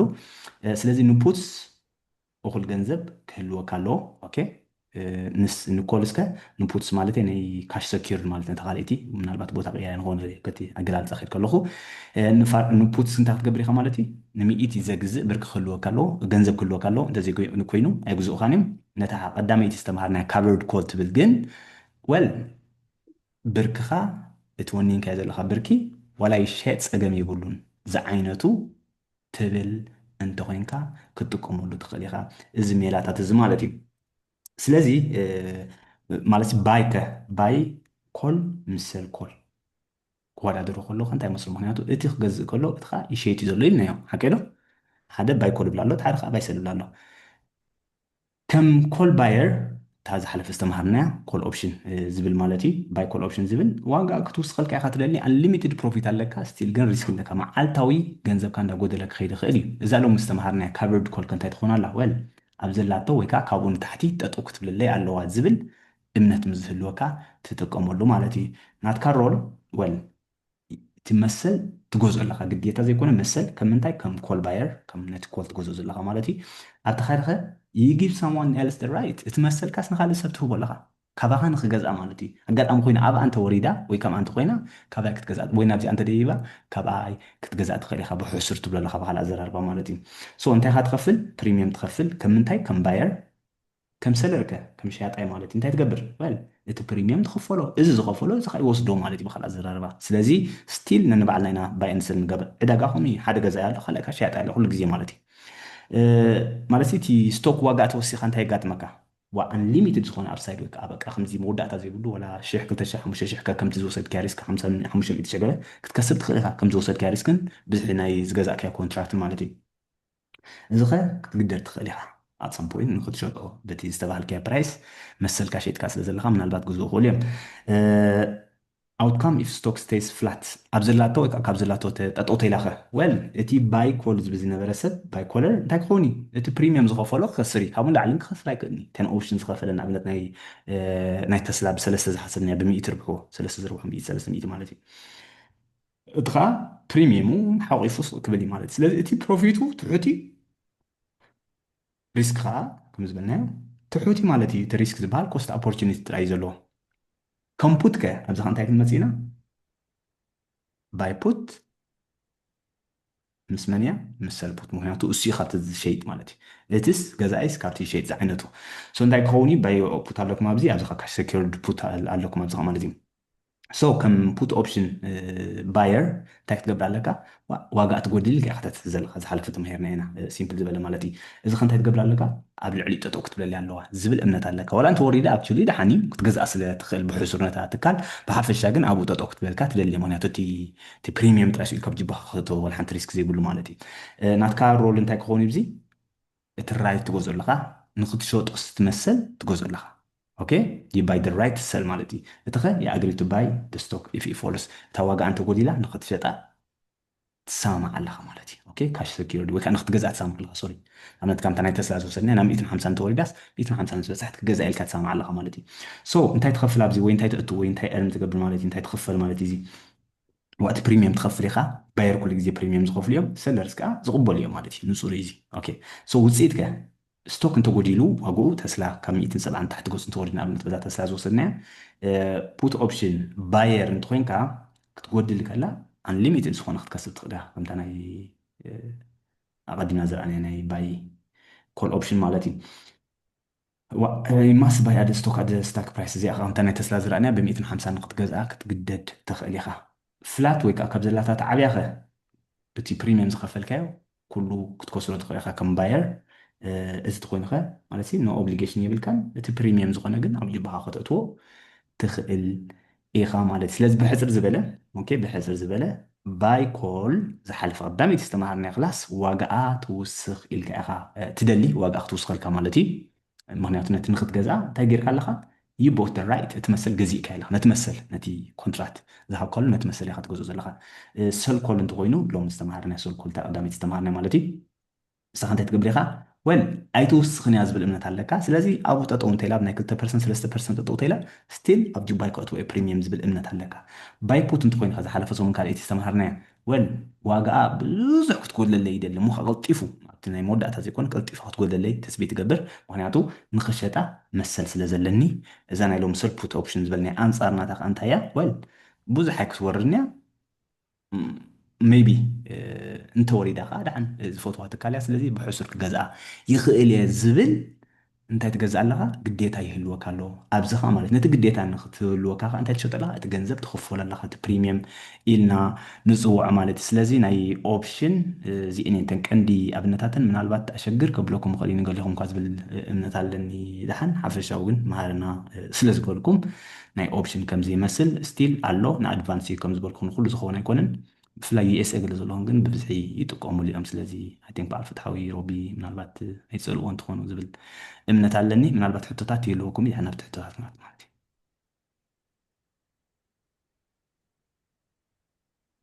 እዩ ኮሽን ካብዚና 4 ዝተምሃርናዮ ባይ ኮል ኦፕሽን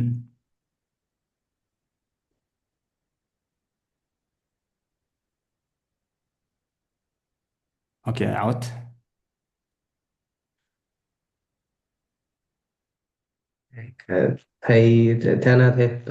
እተን ዝሓለፈ ክፋላት ኣብቲ ናይ ዋትሳፕ ግሩፕ እንደ ኣለኹ ኣብኡ ድየ ክንረኸበ ንኽእል ኢና ሊንክ ስቲል ዝሰርሕ ኣሎ ድዩ ወላ ዩቲብ መንበርሽፕ ኣይትኻ ኣለኻ ወላ ኣባል ኣብዚ ናይ ወሰብ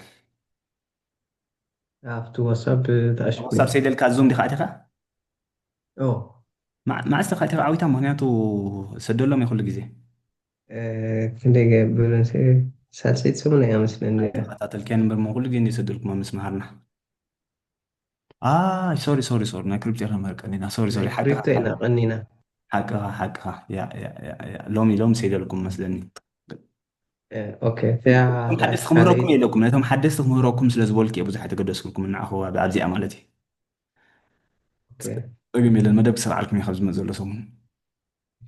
ካልአይቲ እያ ተኣሽሙ ብዙሕ ግዜ ተልዕላ ከዛ ዶ ከምዚ ተኣሽሙ ክንገብር ከለና ስቶክ ክሳይ ክንገዝእ ክንሸይጥ ከለና ገለ እዚ ዶላር ኮስት ኣቨሬጅ ክሳይ እንዳገበርና እንተኸድና ገለገለ ኢልካ እንታይ ማለት እዩ እዚ ዶላር ኮስት ኣቨሬጅ ወድሓን ዓዊታ ምስቶም ጀመርቲ ኒካስኻ እዚኣ ሞዶ ናይቶም ልዕል ዝበሉ እዮም ዘለውኒ ግዜ እዩ ተፀኒሕካ ሓጋዚ ኮይኑ ይስማዓኒ ኦረዲ ብዙሕ ጌርና ዝሓልፍ ናይ ኮስት ኣቨሬጅ ግን ስኢልካ ፍሉጥ ግዜ ድሌትካ ገንዘብ እንዳገዛእካ ክትክል ከላ ወርሓዊ ገንዘብ ክትክፈል ከለኻስ ዋጋ ኣብዘ የገድስ ተለለየ 10% ወስኽ ተለለየ 50% ወስኽ ወይ ትጉደል ስኢልካ እንዳገዛእካ ክትክል ከለካ ትጥቀመሉ ሜላ እዩ ግን ዝሓለፈ መደብ ሰሪዕልኩም ነይረ ፅቡጌረ ገሊፀዮ ዝመፅ ዘሎ ሰሙን ከማ ናይ ግድን ክሰርዓልኩም እዩ ስለዚ ብዓወተ ተፀቢኻ ብጣዕሚ ደስ ንበለኒ ነይሩ እቲ ኣርእስቲስ ክትሓወስናይ ማለት እየ ፀገም የብሉን ኣብሽር ታንኪ ዓዊታ ኦኬ ኣብዛ ናይ ሎሚ ናይ ኦፕሽን ዝኾነ ሕቶታት ሃሊኩም ኣሕዋት ናይ ካልእ ክፅንሕ ክእል እያ ኣብ መወዳእታ ኦኬ ሴም ቴንክ ዩ ብርሂን ፅቡቅ መግለፂ ፀኒሑ ኣነ እንታይ ሕቶ ዘለዋን መሲልካ እታ ባይ ኮልን ሴል ኮልን ስኒ ቁርባ ኣብአን ተናግር ኣቢለና እሞ ቁርባ ትሕዛ ኣብለኒ ባይ ኮል ኦፕሽንን ባይ ኮል ኦፕሽንን ሴል ኮል ኦፕሽንን ሲ ኣብቲን ፍልልየንሲ እስከ ቁርባ ትሕዛ ኣብለኒ ኣብ ዝሓለፈ ይነበርኩን እንዴ ግን ካብዚ ገለ ነገር ሒዘ ኣለኹ ተመሊሰ ክሪአ ነቲ ዝሓለፈ ቤስ ኣይረእኸ እንዲኻ ትበላላ እዋ ኣይረኣኹን ግን ካብዚ ዝገለፅካዮ ግን ቆርብ ገለ ነገር ሒዘ ኣለኹ ወላ ሙሉእ ተዘይሓስኩ ማለት እዩ ተረዲእካ ግን ንዋሕ ክትብለኒ ኣይተሓዝሉ ኢለ እምበር ኣይቲንክ ኣነ ከንታይ ይፈቱ እተን መደባት ተትሪእዎን ነርኩ ምክንያቱ 3 ሰሙን እያ ጌራ ሴምሓውና ፅቡቅ እኳ ትከታተል ነርካ ዲኻ ምናልባት ቢዚ ኮይንካ ክትኮን ትኽእል ኢኻ ሓፈሻዊ ግን ንድሕሪቲ ክመልሰና ከምዚ ዓይነት ሕቶታት ዝበዝሐ ግዜ ኦኬ ኣነ እንታይ ኣብተን ብሾርት ጌርካ ስገሊፅካየን ፀኒሕካ ሕጂ ባይ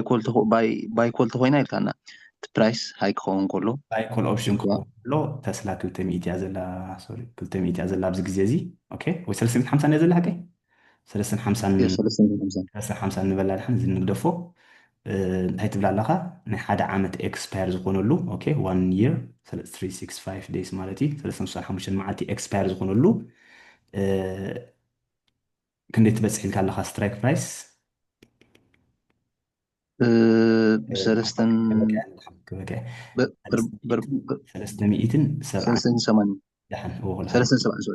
ሰለስተን ሰብዓን ትበፅሕ ኢልካ ሰለስተን ሰብዓን እንተበፂሓ ንክገዝኣ መሰል ኣለኒ ነቲ መሰል ግን 5 ቅርሺ ይገዝኡ ኣለኹ ክትብል ከለካ ኮል ኦፕሽን ትኸይዳ ኣለኻ ማለት እዩ ኣጋጣሚ ኮይኑ ተስላ ናብ 470 እንተኸይዳ ትልካ ንስኻ ብ470 ዘይኮንካ ትገዝኣ ብ370 ትገዝኣ ማለት እዩ ናይ 100 ቅርሺ ሲ ኣነስ ከሲር ኣለኹ ማለት እዩ ከሲረ ዘይኮንኩስ እቲ ኦፖርቹኒቲስ ጠፊን ኣሎ ማለት እዩ ከሲብካ ኣለኻ ምራብ ዝዳባይ ኮል ኦፕሽን ዳ ሶሪ ከሲብ ኣለኹ ብ470 ኮይና እንዳገዝኣስ ንስኻ ግን ብ370 ንክትገዝኣ መሰል ተዋሂብካ ኣሎ ማለት እዩ ነቲ መሰል ኢኻ ገዚእካዮ اوكي هاري سلازي واقع اسم توسخ دس بلك مالتي بحصير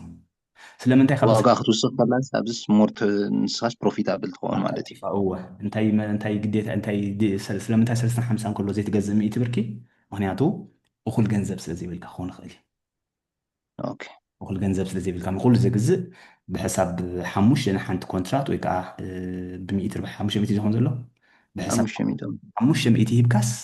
ክንደይ ትገዝእ ኣለኻ 100 ብርኪ ናይ ተስላ ትገዝእ ኣለኻ ንክትገዝእስ መሰል ትገዝኡ ኣለኻ ማለት እዩ ኣጋጣሚ ኮይኑ ተስላ ድሕሪ ዓመት ወላ ማለት እዩ ዓመት ሙሉእ ትሕቲ 300 እንተወሪዳ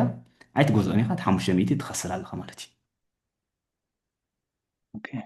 ردت ليه؟ ያ ناتو ريسك لو اوف كورس بغيرنا سلاز قلصنا هنا وين عطينا حجي ناتو بزعب دعمي خصنا عزقو بوريس مسو صراحه هذا مالتي مهناتو تايم مالو تي ارنين تين مجمرا قلت ينزل نبركو قال ليت انت كان يركا ኣብታ ናይ ባይ ኮልን ሴል ኮልን ሰን كافرد كول مالتي اوكي سلينا كول سلو كافرد كولينا نزو اوكي ኣብዚ ከዓ ንስኻ ብርኪ ናይ ተስላ 100 ብርኪ ኣለካ ኢለኩም ኦኬ በዚ ኣብነት ሸር የለካ ግን ምትል ናይ ቲንክ ሸር የለን ያ ኣለኻ ስማዕ ኣለኻ ሸር ስክሪን ሸር ነው የለን ምንታይ ራፍ ትሪእን ፀኒሕኩም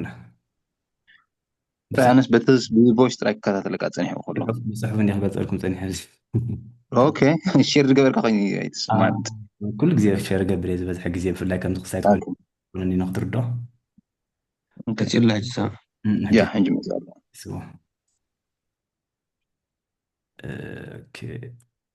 ኦኬ ናይ ተስላ ዝብለኩም ፀንሑ ኩሉ ክፅዕፉ እየ ፀኒሐ ብዝገርመካ ናይ ተስላ ክብለኩም ፀናሕኩ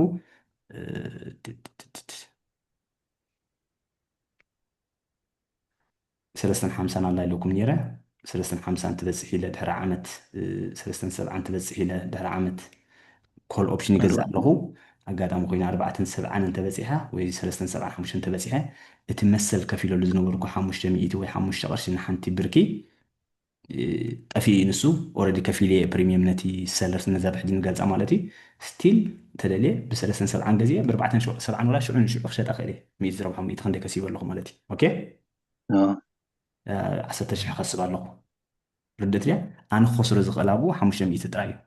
بس حد يسحب قابلنا من البعد أنت أوبشن 5 عشان تكون عند واقعين 500 يدي يكون 5 خسر له مالتي أوكي بنت أربعة هو كم تواقع نتي أوبشن برايس كسولو خالي تعبت أوكي ندخل إدخال covered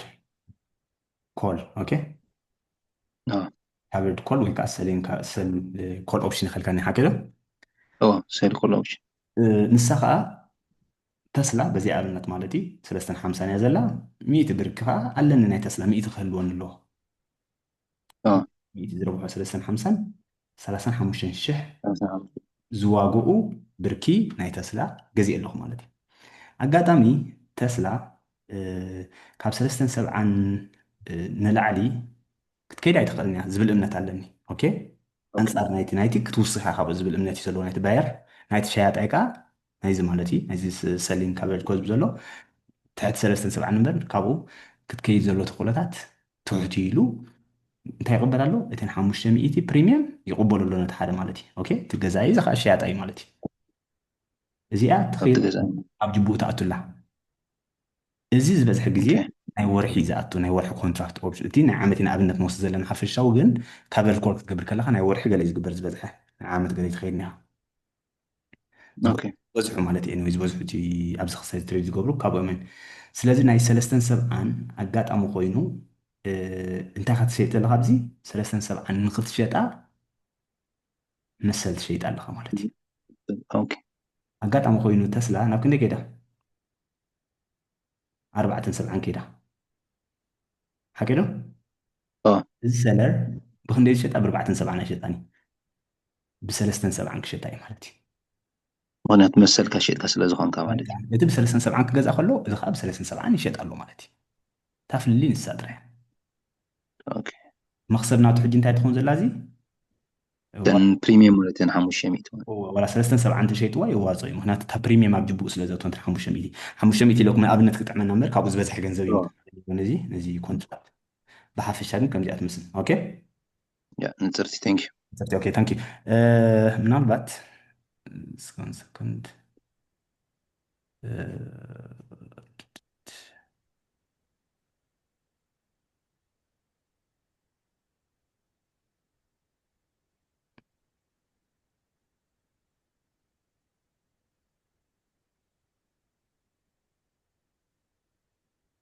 يا كم زبلكم ادفانس انه كل سب زخونه يكون كل بتعزبل انه خطر دولا بهم يا بزح سب تريد قبل زير ابناي اوبشنز مالتي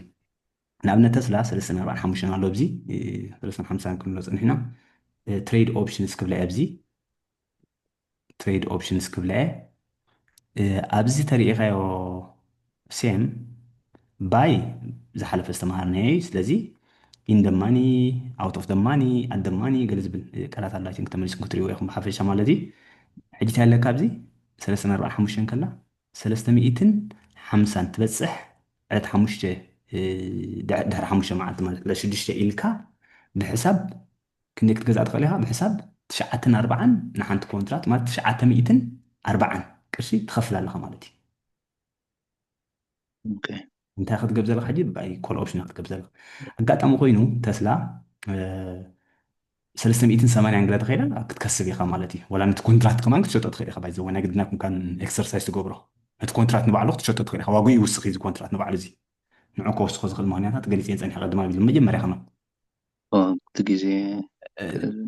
هو دي بحافظ على كونترات يبزح يو تسلا وقع خصوصا كلا زغانا قدن كوسخي تي وساس خاطر يفلا تجزي خاب قمت متاو مالتي سلازي تنتشعت تنتجز ازلخ انا ماني خاطو زلخا نسلح اوكي تلاقي خبزه تشعتن مش حجيت في اللي امونغو زلخ اسبريد لنا تمهرنا هنا هكذا امونغو بيدن امونغو اسكن زلو في اللي نتو بروكرج زخيدي بروكرج كو اكزاكتلي يكون قلنا نتي ميكر نعنا زي سمعنا زلو مالتي بحصيرو اوكي حتى 50 نسن حبتي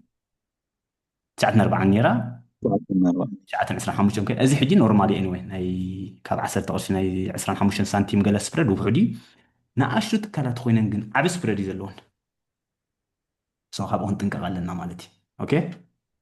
I think ولا بحفش خبط اوبشن قس إلنا أنت بينا وقا دسم بلنا دي بحفش شاقن كم زي يمثل تي بايك جزء كله تسلكا خبط أي جزء له أقات أمو خوينو سلسنا 4 يزلا هرحيك أخذ جزء كلها تي اوبشن كنا نخونا خيدا له لا قول لنا مزح أبو اخت بس زلو تقولات تحس لزقنا أوكي لا بزيادة غامن شنة تزحلفة استخبرني أول تي إكسبير ديت كاب زلو مالتي عم نتأسس شو منتج جانوار تلك كان برايس مسألة كابزي جزية أو قمتي أتي زي إكسبير ديت إتخاب قمتي أتي زغلو قرات كل بصحنا تواجع نيتسلان بعد 140 3 4 5 زلوت زعابي زلوا زقبروا لي فولاتيلي تخا مع رقم من قصقاس يقبر تعدادا زخل لك قالات زقلز قنا بزي تماهرنا أنا ولا سو جريكس نعملت زي where is it زي فولي ما قداسي يو زي open interest زبلا قداسي implied volatility زبال أزي أقداسي دلتا تنكفنا نيرنا لهم كمان دلتا خا أزي أقداس الفلاي زي covered كل قلقت قبل كلها زي دلتا حت انتيلو حاجة زي خون برك التليفون كوسو خاي خول يوم تمثل كاس التليفون شيء تخلي بعد مايكرو استراتيجي التليفون العالم تاعنا سلازبل تتخف ولا بريميوم كم سلر مالتي كم شيء طاي انتايو بوزي سلازي تقبل كلها كابتن بوزك زين قساسا تقبل كلها حاجة زي خون بزنا يلوم استمهارنا مالتي نزي حلف استمهارنا ها بحرف الشاب باير انت وين كا بوزح فولاتيليتي زين لانت خوينو صبق تحت اي في تحت امبلايد فولاتيليتي انت خوينو كم باير زبل صنعها مهنياتو تي فولاتيليتي نبعلو صلوا سلا زغبرلو كم سلر جن از الشيء زرنا لو مستمهرنا كلتين جن تي منقصاص نايتي عداغا حاف مسبله كتبل حجازي يخون مالتي جيب زي قالات كله بلا خالي لا انت حتنكب بلا خالي انت كمي نصري ولا يا دعني نتصور ندي مور كا مش دقم كا قام ندشي مور كنتصري دعني حجيكن دعني نتصري سوفا ثانك يو قاتيف ما يتأتو نقول قاتيف كاز غونا يكونن حفشة وقن يحتي ميلاتات بزح سلازي تقوموا لينا نمهارو نحنا حفشة مالي اوكي قصل عداي مسكنا عداي ሰላም ብሬና ሰላም ሰላም ብሉፃት ተምሃሮ ብሓፈሻ ኩልኩም ቀጠምና ፅቡቅ ትምህርቲ ታንክ ናተይ ሕቶ ብዛዕባ እዚ ኦፕሽን ኣበይ ናይ ብሮከር ኢና ክንጥቀም ንኽእል እስካንዲናብያ ጥቕመት ኣብ ኖርዌይ ዘለኹ ኖርዌይ እንታይ ትጥቀሙ ኣለኹም ኖርኔት ኣለዎም እንዲ ይመስለና ኣለዎም ኖርኔት ተኪ ኣይጥቀምኒ ኣነስ ካልእ ዓይነት ይጥቀም ክሮን ግን ይጥቀም ኣለኹም እንቲኹም ኖርዌይ ኣሎ ኖርዌይ እታ ጉሩብ እንተሃልየኻ ከብልኻ ክእሉ እዮም ኦኬ የለኽናስ ካልኣይ ከዓ እዚአን ተን ክልተ ሓሊፈና ኣለዋ እንዴን ከምኡ እውን ቶታል ክስታ የብለይን ኣክሰስ የብለይን ኣብቲ ዩቱብ መድለም ማለት እዩ ወይ ብኸመይ ከዓ ትኽእል ምክንያቱ ናይ ዓመት ስለ ዝኸፈልኩ ኦኬ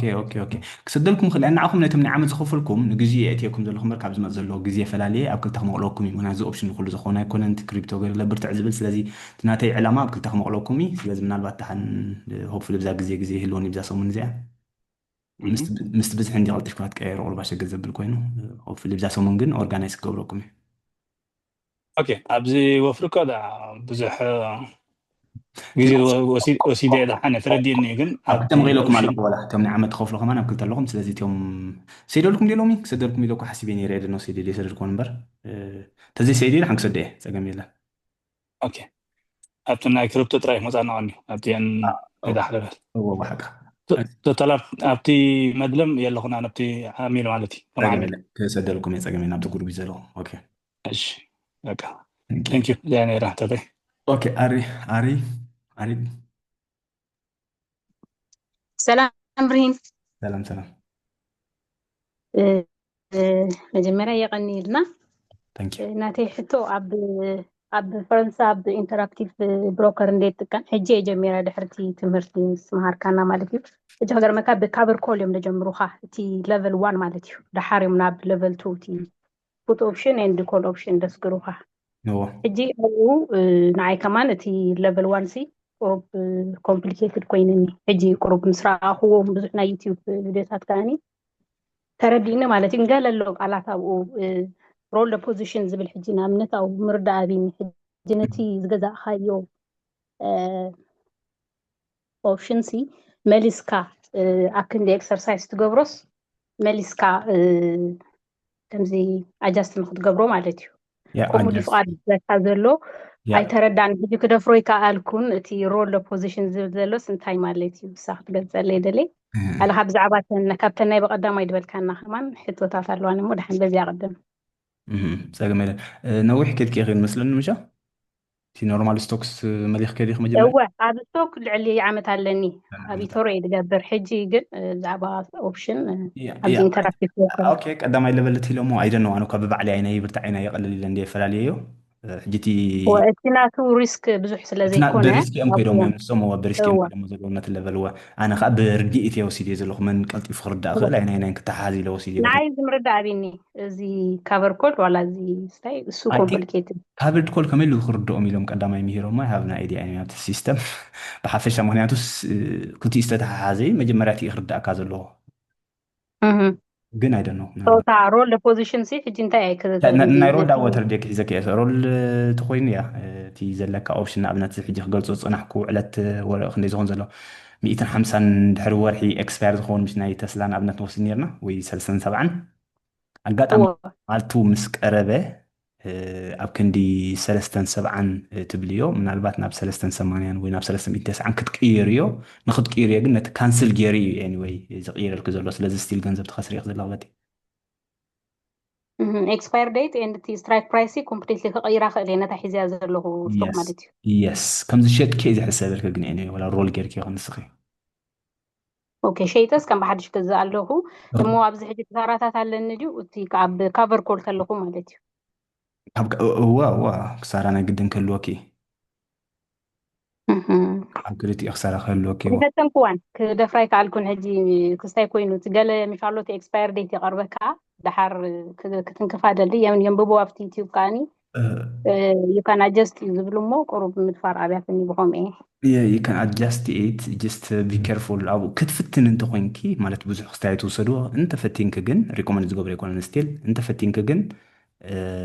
ናይ ወርሒ ክልተ ወርሒ ካበድ ኮል ገለ ተኮይኑ ማለት እዩ ምክንያቱ ናይ ነዊሕ እንተኮይኑ ብዙሕ ገንዘብ ክትክፈል ኢኺ ብዙሕ ገንዘብ ርኢ ክስኽቡ ተኸይድክ ግን ናይ ነዊሕ ግዜ ክኸውን ከሎ ኣብቲ ታርጌት ክሃርመሉ ዘሎ ተቑሎታት ብጣዕሚ ልዑል እዩ ኦኬ ሓደ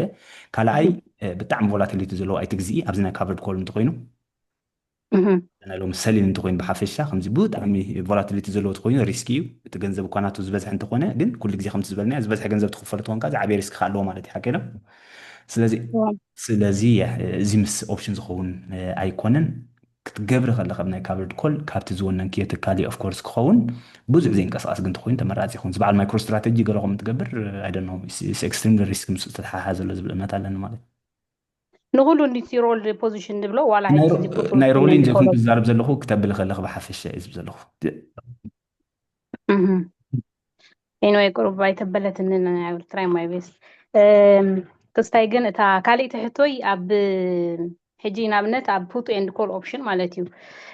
እቲ ኮንትራክት ዝገዛእካዮ ይውስኽ ናብነት እታ ስቶክ ትውስኽ እንተላ ይውስኽ ናብነት 50 ሳንቲም ገዚእካዮ ቅርሺ ይኸውን እንድሕር እንዳወስኸ ኸይዱ እቲ ኢቨን እቲ ሶሪ ብሬክ ኢቨን ታይም ከይበፅሐ ክትሸጦ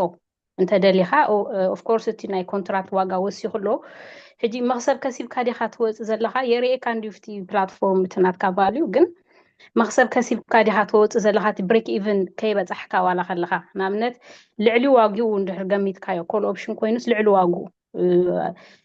ከምዚ ኦቲኤም ኢልካና ዝነበርካ ማለት እዩ ካብቲ ዋግኡ ወፃኢ ጌርካን ኖ እዚኣ ካሊኣ ካቨር ኮል ኣይኮነን ብዛዕባ እቲ ናይ ፑት ኤንድ ኮል ኦፕሽን እየ ድሓቲ ዘለኹ ባይ ማለት እዩ ክልቲኦም እወ እዚኣ ሓደ ትሕቶ እያ ናይታ ኮል ኦፕሽን ሲ ኮንትራት ሕጂ ዝገበርካዮ እወ ባይ ክኸውን ከሎ ይውስኽ ኮል ኦፕሽን እንተልክን ንክልቲኡ ኢኳል ዘለዎ ነሰልን ንባይን ኮል ኣለዎ ስለዚ ባይ ኮል ኦፕሽን ማለት እያ ዲስክ ነፅለልክ እወ ባይ ኮል ኦፕሽን ሕጂ ይውስኽ እቲ ኮንትራት ሞት ተኸዮ ናብነት 50 ሳንቲም ፀኒሑ ቅርሺ ኸውን ገለ እንዳወሰኸ ብሬክ ኢቨን ታይም ናትካ እቲ ብሬክ ኢቨን እንዳሃብካዮ ቫልዩ ወይ ተዋህበካ ግን ኣይበፃሕካዮን ኦቲኤም ሂብካዮ ስለ ዘለካ ኣርሒቅካ ሂብካዮ ኣለካ ንብሎ ሕጂ ከይበፃሕካዮን ከለካ እቲ ቫልዩ ናትካ ወሲኹሎ ሕጂ ኣብ መንጎ ትሸጦ መክሰብ ኣለካ ድዩ ዋላ እቲ ብሬክ ኢቨን ከይበፃሕካ እቲ ኮንትራክትካ ስለ ዝሸጥካዮ ጥራይ ኣሎ እቲ ኮንትራት ቀልጢፍ ክተሸጥክዮ ስቲል መክሰብ ኣለክ ማለት እዩ እቲ ኮንትራት ምሻጥን ኤክሰርሳይዝ ንምግባርን ክልቲኡ በበይኒ እዩ እቲ ብሬክ ኢቨን ዝብለክ ዘሎ ኤክሰርሳይዝ ንክትገብሩሉ እዩ ኤክሰርሳይዝ እንተትገብርዮ ነርክስ ኣብዚኣ ብሬክ ኢቨን ምኸድኪ ዝብለክ ዘሎ ኦኬ እተን ኤክሰርሳይዝ ትገብርዮ ማለት ካ እንታይ ማለት እዩ ሕጂ ተትገዚአን ነርክ ነተን ብርኪ ማለት እዩ ነተን ምርጫ ዝተዋሃብክተት ትገዚአን ኣብ ብሬክ ኢቨን መውፃእክ ነርኪ ኣጋጣሚ ኮይኑ ከም ዝበልክዮ ግን እቲ ስቶክ ዋጋን እቲ ኦፕሽን በበይኑ ክብሪ ዘለዎ ሓቀዶ ስለዚ እቲ ኦፕሽን ኢፍ እንተወሲኽልኪ ስቲል ኣብ መክሰብ ትወፂኢኽ ማለት እዩ ጅስ ኣነፅር ከብለልኪ ኣብኡ ከለኹ ግንታ ክገብር ክእል ኣብነት ደኽበቂ ሕረይ እወ በታ ናይ ተስላ ክንከይድና ድሓን ኣብነት ወሲድና ፅናሕና ሕጂ ነዊሕ ከቢልክ ትመስልክ ናይ ዓመት ጥራይ ትመስልኒ ወላ ሕቶኺ ኖ ይፍትን ነረ ኣብ ክሪፕቶ ነዊሕ ይፍትን ነረ ብዙሕ ኢንተረስትድ ኣይኮንኩም ብድሕሪኡ ሙቭ ገይረ ናብ ስቶክ ማለት እዩ ስቶክ ጌርኪ ኦኬ ሶ 350 ናይ ዘላይልና ነርና ተስላ 350 ናትኪ ስትራይክ ፕራይስ እዩ ሓቂዶ እዋ ሶ ናይ ወርሒ ሓደ ወርሒ ከድኪ ኣለኽ ንበላቲ ኤክስፓየሪ ዴት ዋን መንዝ ማለት እዩ ወይ ወርሒ ዘገሜዳን ኣጋጣሚ ኮይኑ ሎሚ ተስላ እቲ ኦፕሽን ዝኸፍል ኩለኻ 5 ቅርሺ ንበሎ ናትኪ ብሬክ 375 ክኸውን እዩ ኦኬ እዋ ለዚ 350 ኮይና ሎሚ ማለት ሎሚ ዝገዛእካ ሶኒ ንበላ ፅባሕ ዝገዛእካ ወርሒ እንዳሃለወኪ ተስላ ናብ 360 እንተኸይዳ ንኣብነት እስኺ ብሬክ ኢቨን ኣይበፃሕክን ሓቂዶ እዋ እቲ ኦፕሽን ዋጋኸ ግን ካብ 5 ናብ 8 ገለ መኸደ ነይሩ ቀልጢፉ ማለት እዩ ስለዚ ናብ 10 ናብነት ንበሎ ስለዚ 100% ከሲብ ክለኺ ክትሸጥዮ ትኽእል ኢኽ ንመን ክትሸጥዮ ዘለኺ ግን ነቲ ብርኪ ዘይኮነ ነቲ ኦፕሽን ክትሸጥዮ ዘለኺ ነቲ ኮንትራክት ተረዲኣትክዶ እወ ተረዲኣት ስለዚ እቲ ብሬክ ኢቨን ዝገልፀልክ ዘሎ ነቲ ዋጋ ኤክሰርሳይዝ እንተትገብርዮ ነርክ ነቲ መሰልክ ማለት እዩ እቲ ኦፕሽን ዋግኡ ግን ይወስኽን ይጎድልን ይስኻ ንባዕሉ ንዑ ከውስኽን ከጉድለን ዝኽእል ከዓ ወላ ቀልጢፉ እቲ መዓልቲ ንእሽተይ ወሲኹ ተኮይኑ ወላ እቲ ናይ ኢምፕላይድ ቮላቲሊቲ ዝበልናዮ ከወስኾ ይኽእል እዩ ዝኾነ ማንያታት ከወስኾ ይኽእል እዩ ርድተ እዋ ርድእት እያ تفاليو يوسخ يري إنه محجامون خشة أورو قال يبل تطوبت كوم خويني يا أشك تعيزكم سالسي تناي مودة تحت أبو خلق كتري أخذ الرجاء قصة اللي خبو تو أوبشن بحساب حموش زنبرة شدش أنت خوينه كل جزء كسيب كل خمالة ريجارلس أوكي أوكي مش كان إتي عبد put option ناي تعب غدا ماي كاب زنبرة لسن مالتين أبا قرباي تردأت إن إتي at the money and in the money قال دبلولو أجي a put مالتي كقول يويل كأني تحت تزوج لخاسي تاكل نصرتي كابتا زلاتا واغا ويابتا واغا ويتحت واغا ويلعل واغا حجي اتي ግን بنصارو ስለተخيد لخا a put option أب كقول يو أب دبل كستاي ስለዘለخا اتي in the money at the money دبل أباس كله بايتردأتن اتي واغا خذبكا خدوغوسي አሎ እንዲፍትግራፍ ግን እቲ እንደማኒ አደማኒ ድብል ነገር ሲቆር አይተረዳእትንን አባ አፍታናይ ፑት በጣሩ ኸውኒ ማለት ታነ ሓንቲ ተረዲኣት በንፀራ ክትወስድ ኢኻ ንዓኻ ማለት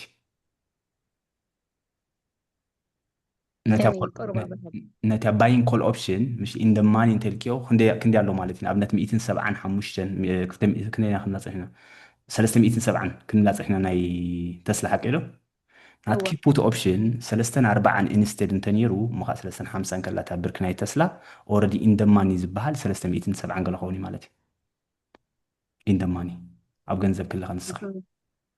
ንሱስ ኣብ ክንዲ ኢንደማኒ ዘለኻ ጌርካ ክትሓስብ ዘለኻ ምክንያቱ ኣንፃር ናይ ዕዳጋ ትኸድ ኣለኻ ማለት እዩ ኦኬ ናይተን ኮል ክንብላ ፀናሕናስ ኮምፕሊትሊስ ንኣዘር ወይ ኣንፃር ክኸይድ ኣለኹ ማለት እዩ ዋላቲ ኢንደማኒ ኣደማኒስ ኣንፃር ናቱ እያ አንጻር ታላሁ ኦኬ ራይት ታንክ ዩ ታንክ ዩ ኦኬ ንሓበሬታ ግን ሓንቲ እዚኣ ብዙሓት ካሓቱ ስለ ዝሰምዖም ኣብ ዲጀሮ ሓቲተ ነይረ ብሮከሬጅ ማለት እዩ ናይ በዓል ተስላ ገለ ኣይ ፍቀደካን እዩ ናይ እዚኦም ኣሜሪካን ስቶክስ ማለት እዩ ናይ ኤውሮፓን ግን ፍቀደካ እዩ ኣብ ዲጀሮ ታንክ ዩ فنيدي اوكي دحان كوسخكم يعني حنتي اوبشن كتلونا اتوسخ اني واي ستيل نز تمايرنا زلنا زوسخو كهلوي سنز رابع كفال توسخ كهلونا اي بروبابلي ابو سبغير قلت لكم انه خنايتي دجرو غرز بالكيو اسو كن ابكل تاختم كلكم تجروب اي ثينك بتعمي اشجر كبل خلي اوكي سمرت قصري اوكي برهين ازي ناتي حتوسي اتي كافر نغبروس اتي شار زلنا دي ولا ناتي كول اوبشن دغزعنا يي حنتي كاليت خا اكسبير صادق ملي قدم اوكي اتي ناتي كافر نغبروسي سال غيرنا مالت كافر كنغبرو تخويناس ناتي كونترات حزنا زلنا بكول اوبشن دغزعنا يدي ولا نتشيرنا دلو نتدخفلنا دي كابرد كول تقبل نبرك زلكي 100 برك خلوه كله كابرد كول تقبل تخوينك بنات بركي اوكي ثانك يو زي اخذي خبر هنا زي كول اوبشن مش نقبر اكسباير خاون شو كل تجنزبنا نخسره السخونه نروح نخلينا حجكم بالسمع 50 كنقيرون خلينا اكسبايريشن ديت يا رول اوت تقبل تخلي هاي سكاري الكبزي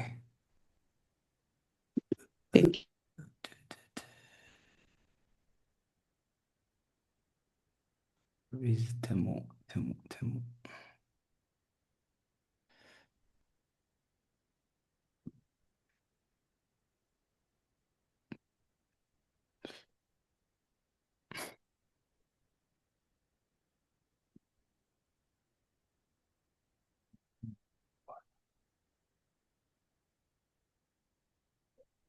زي اتمبس اي ثينك 10% لا قال مزغول نشتري كول اوبشن غزي الا نيرم باي كول اوبشن مالتي so buy it open where is open view all options roll this position اول خاطا ناي كسامس كدكو ابا عزلكو يا يرياد هو امست قوا از مسيل لي جي تك غبره خلي رول this position لنلو وي اكسرسايز غبره وي رول غبره لنلو اوكي رول بوزيشن انتليا جبت لك معنا مع سي اكسبير كنا مع سكريرو ددي نبعلت جانوار 10 شديشن تدين امنت كلاس 20 شديشن ابزلو كغيره خدي مالت سلازي أدلي نابزي أرول أوت قبل خدي نابزي أنا بنت كونتيني قبل خدي سلازي قبل خدي مالت نخدي أكيد بقوله ثانك يو برهيني كني معلت ندي سؤال اكسبير كوني لخساجري خسيري حجن صباط مرسي ثانك يو yeah thank you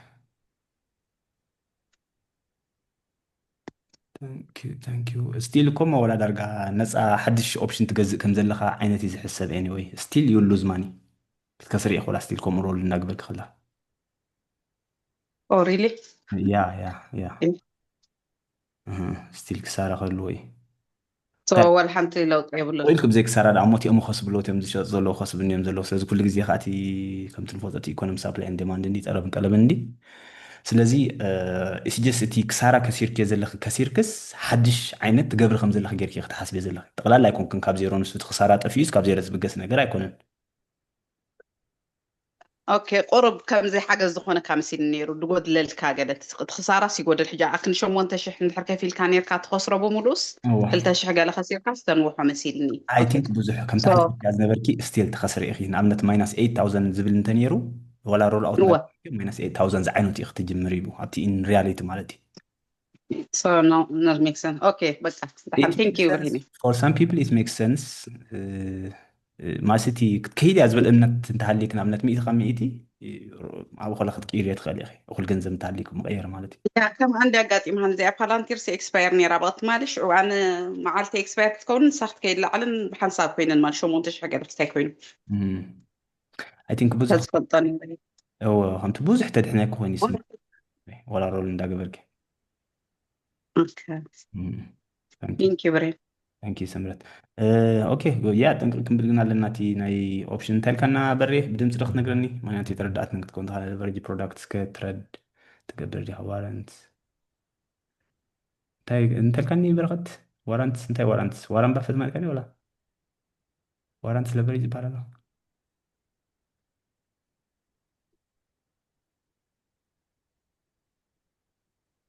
بري لا خدو ምናልባት بدمت تغزنا تقليها اوكي تغلي سلام برين باي ذا واي طبوك تمتي كم ساعة تويز بالكلمات مش حوا هذا الشيء بحوس إن عليك بتي كم ولا كم يقدر تبتني كمش انت كنت بتعني هكا مش يوم حد شيء بحجي مش بتلت أقول هم ولا كم يقدر تبتني كم اوكي أو مش يوم كم حد الجملة ما اوكي هذا او حجي حتى بعد ازلات تغلي ترداتني يا حتى بقى بتي جروب مش يوم حد أنا بتي أوبشن سيرين حد بتدي بستوك كذا عمل غير له بكريبتون يوم جميلهم ذلوا ما هذا كذا مع جروب بروجرام كذا أنا مثلا I think دحان بخمي مقدي organize قبرو كاستيل استاك قبرو ندي تسألم زلو يكون انت ابنت تي استمهاركم زي تمهاركم انا بقمت مداويكم اول خفتني اوكي تسألم يلي انت علي اوكي قال ان الوقت تتعليكم بستمرتي برتع نسنا لو مساسن بيدكم يمثلني سلام عويتا إذا حلفت رديكم تنيرجن لو مبزح إذا شجر كوني تسمعني anyway كلهم تقبلوا ما تكونون كم جمرة قليس أركمي option is not for everyone تتمرت مفلات كابي مسجن أقدر سنة له مرحبا برين أبت سلام لحد سوري سلام الجن آتي كذا تلا كويس أنا أخنو على انتظاري كوالد تقوون تقد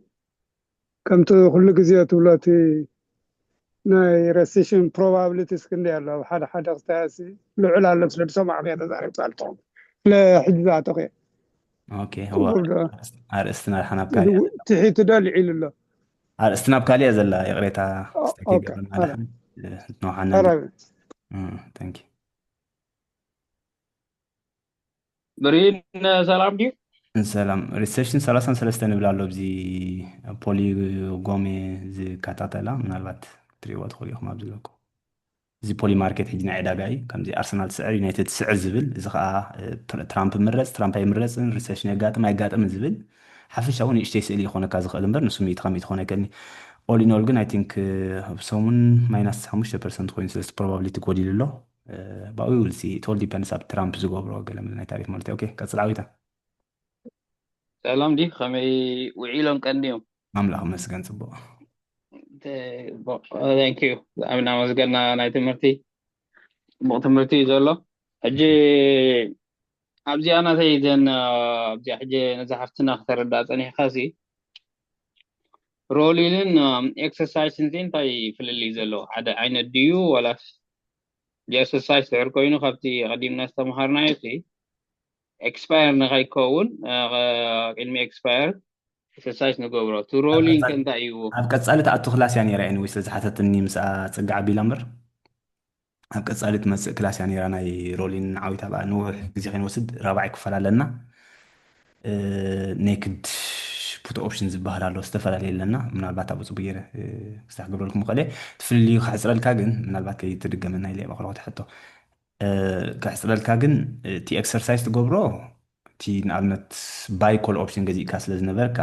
370 ትበፅሕ ኢልካ ተስላ 470 ስለ ዝኸደት ብሕሱር ትረኽባ ስለ ዘለካ እተን 100 ብርኪ ብሕሳብ 370 ኤክሰርሳይዝ ትገብሮ መሰልካስ ኣብ ግብሪ ተውዕሎ ኣለካ ማለት እዩ ኦኬ ዋ እዚኣ ካልእ እቲ ሮሊንግ ግን እቲ ኦፕሽን ሰዓቱ ስለ ዝኣኸለቶ ወይ ግዜኡ ስለ ዝኣኸለቶ ወይ ኤክስፓየር መዓልቲ ስለ ዝኣኸለቶ ንኣብነት ድሕሪ ሰሙን ኤክስፓየር ትኾን ዝነበረት ድሕሪ ሰሙን ክትበፅሕ ዘሎ ተኽእሎታት ትውሕት እዩ ናብ 370 ዲገለ ማለት እዩ ስለዚ ናይ 6 ወርሒ ይወስኸላ ወይ ናይ ወርሒ ክውስኸላ እየ ኢልካ ኢኻ ትቕይሮ ኣለካ ማለት እዩ እቲ ግዜ እቲ ኤክስፓየር ዝኾነሉ ግዜ እቲ ፕራይስ ዋጋን ናይቲ ኦፕሽን ሕጀበታ ኤክሰርሳይዝ ከኦብሊጌሽን ኣለና መሰል ኣለና ግን ክነናውሖ ንኽእሎ ብኣኸ ኣብ ኩሉ ክተናውሖ ትኽእል ኢኻ ኣብ ኩሉ ሮል ክትገብሮ ትኽእል ኢኻ የስ ኦኬ ዳ ثانك يو ኣብ ዝቐፃለ ካ ፅቡቅ ጌራ ትርዳእና ትኸውን ያ ደሓኒ ثانك يو